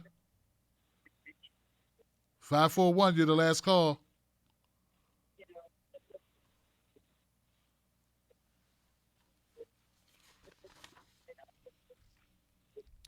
All right, well, my last call is not there, but the 541, you were the last call. I hear something, but I can't hear you. So, Hey there, Tim. Hey. I'm here. I'm sorry about that. Here I am. I'm sorry about that. all right, what's your comment, Hey, sir? how's it going? I'm good, man. I just wanted to call in and talk today. I was feeling real shit earlier, arguing with some chuds on Twitter about this stupid war that we're about to get into. And so I went and volunteered for Bernie for a little while. I went and Tex Bank for a bit. And things are looking real good in Virginia. I can tell you that much. It's a two-way race over there. It's Biden and Bernie, no one else. And Bernie's looking good. It's hopeful. There's quite a few Trump voters, but I mean, when I get Democrats, it's almost all Bernie. So he's looking good out there. The revolution's still going. Don't worry. Great. All right, that's all I wanted to say. Oh, okay. Well, thank you, KJ brother. really Thank you pissed for me off using earlier Blog today, Talk Radio. Goodbye. Well, look, that was it, guys. Look at that. Look at that. I'm trying to tell you guys, that's what you don't understand, okay? The phone lines just cut out. After he said, that's all I have to say. Thanks for the... What can we do, man? Like, what more could I ask for than that? I'm trying to tell you, there is nothing else that I can ask for when things work out that well. It's like that is the perfect ending to a show that is full of fantastic callers, guys. I'm trying to tell you, that's what that is. I wonder if I have an exit and if this thing will work for, I don't know. I feel like maybe I just throw a couple of these on the screen. I don't know if that'll work. There you go. That's what we just did. We just knocked it out, guys. We knocked it out, Johnson. I want everyone to know. I want you all to know that you just knocked it out. Right here. That's you. That's what you did. You just knocked it out.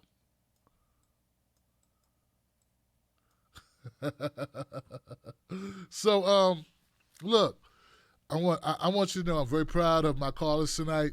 Fantastic calls tonight. Amazing calls tonight of people telling personal stories, but also giving information. Also diverse calls. This was amazing, guys. This is why I do it. You guys reinforce the reasons for why this show is important, why I need to make sure every Friday, if I can breathe, if I'm standing upright, I'm going to do this show because you guys make this show amazing. So thank you so much for being here tonight. Gosh, there was stuff that was on my mind. But more than anything else, I'm just thankful that this is the first show, the first Freedom Friday show of 2020, and it was so successful. So thank you to everybody who called in. You made this show amazing. This is also going to go on iTunes. If you want an audio version of the show, don't forget how to get it. Go to iTunes, type in Tim Black Show. It'll pop right up. Become a member of the Tim Black Wolfpack. Go to patreon.com, Tim's Take Live. For just $5, you become a member. And you get access to everything. Shows like this, full shows, the whole everything. And what can I tell you? Same thing. You can join also on YouTube, on Facebook. Wow. This is epic. You guys are epic. What can I say, man? We did what we had to do. We spoke that truth to power, man. Everybody kept it real. And different opinions is amazing. Now let me go to the super chat and see if people had comments and I need to read aloud. Because some people don't call in. Some people just go in. They make a donation with a comment. So let's see if we can check that real quick.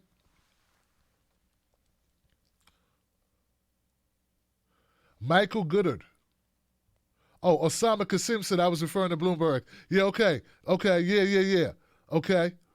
He was a hardcore supporter of the Iraq War. He's a neocon, so we're really surprised. Are we really surprised by what he said? No, you're absolutely right. I had a feeling you were talking about Bloomberg. 99 Nations, truth bombs. Thank you, my friend. Michael Goodard, love your work. Thank you, kind sir. Well, thank you, my friend. I appreciate you. Rev Marie, like Bloomberg, ex-Mayor Pete gets snarky when pushed for details, often replying, call it what you like. No reporter asks you to define it.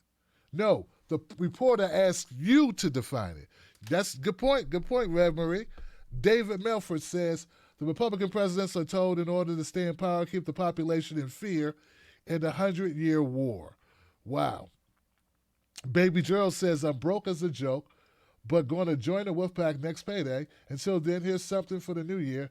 Keep keeping it real, Johnson. You got it, Baby Gerald. I'm going to keep it real. Anthony Pinza, independent media and the work you do is more important now than ever. I agree with you. I think it is. 100% agree with you. Arthur Fletcher Jr. donated. Thank you, Arthur. Jim Garrison donated a little something for you, Tim. Feel the burn. Thank you, my friend. Silver Surfer donated. Silver Surfer, let's go up and see if we can find out what Silver Surfer said. Silver Surfer says, Tim, thank you for giving justice a voice. Well, thank you for giving me a voice and helping keeping this show rolling. Video output low. I don't know what that even means. Maybe they're tired of me. Maybe they're tired of us. We've been on this thing for a minute. There we go. I don't know why they say the output level is low. You guys okay on Facebook? My Facebook people, I don't know if it's refreshing or what, but I see Rose is over there. I see Steve. Okay, Leslie and Ginger. Thank you guys for hanging with us. I don't know what's going on with the event log. I'm just checking real quick. At any rate, we had a great crowd tonight. Look, guys, that's it. That's all I have for the show tonight. Thank you for tuning in. Don't forget to become a member. Don't forget to find us at TimBlackTV.com. We had a great show. We had Paula Swearingen. That full show is available. Please go check out Paula. Go find her at paulajean.com. paulajean2020.com, okay? And also find her on Twitter. Thank you, Nestor Gonzalez. I appreciate you, Nestor. And Andrew Dwyer. Thanks for taking my call, and thank you for your passion. Thank you for your patience and your voice as well. This is a combination effort, man. This show is only possible because of everyone. We get together. We form Voltron, all of us, and that's what gives everyone here inspiration. That's it, guys. I'm gonna roll out now. I'll see you soon. Now, remember, don't go arguing with people this weekend, right? What you do is you sprinkle some facts on them. All right, sprinkle facts. Let them know. Remind them if this subject comes up of this attack. Remind them that they said the same thing, that we needed to go into Iraq, and we didn't. They said the same thing about there being a Syrian attack of Assad on his own people, and there wasn't. Remind them those things, and then walk away. That's right, guys. Sometimes you gotta just walk away. All right. Could you say it again, please? please? I said sometimes you got to just walk away. I'm not sure I'm hearing you correctly. My apologies. What else? Oh, so that sprinkle some facts on them. And don't let them take your cornbread either, guys. That would be a shame. This thing that says buffering, I don't know why. I guess they don't like my subject matter. I wonder why they don't like our subject matter, Johnson. All right, guys. I'll see you on the next one. Peace. By popular demand, Johnson is here. I have new Johnson designs in my shop. If you want to pick them up, check them out. They are hilarious. They are revolutionary. And they're all Johnson. You're going to love them, man. Check them out. Both parties suck, Johnson. It's one of my favorites. Independent media only, Johnson. Keep it real. We are all Johnson. We are. We're one big community, guys. Go check it out. Independent media only. Johnson's in the house. Both parties suck, Johnson. We are here. They got a special going on right now. Free shipping. Get it today. Wolfpack.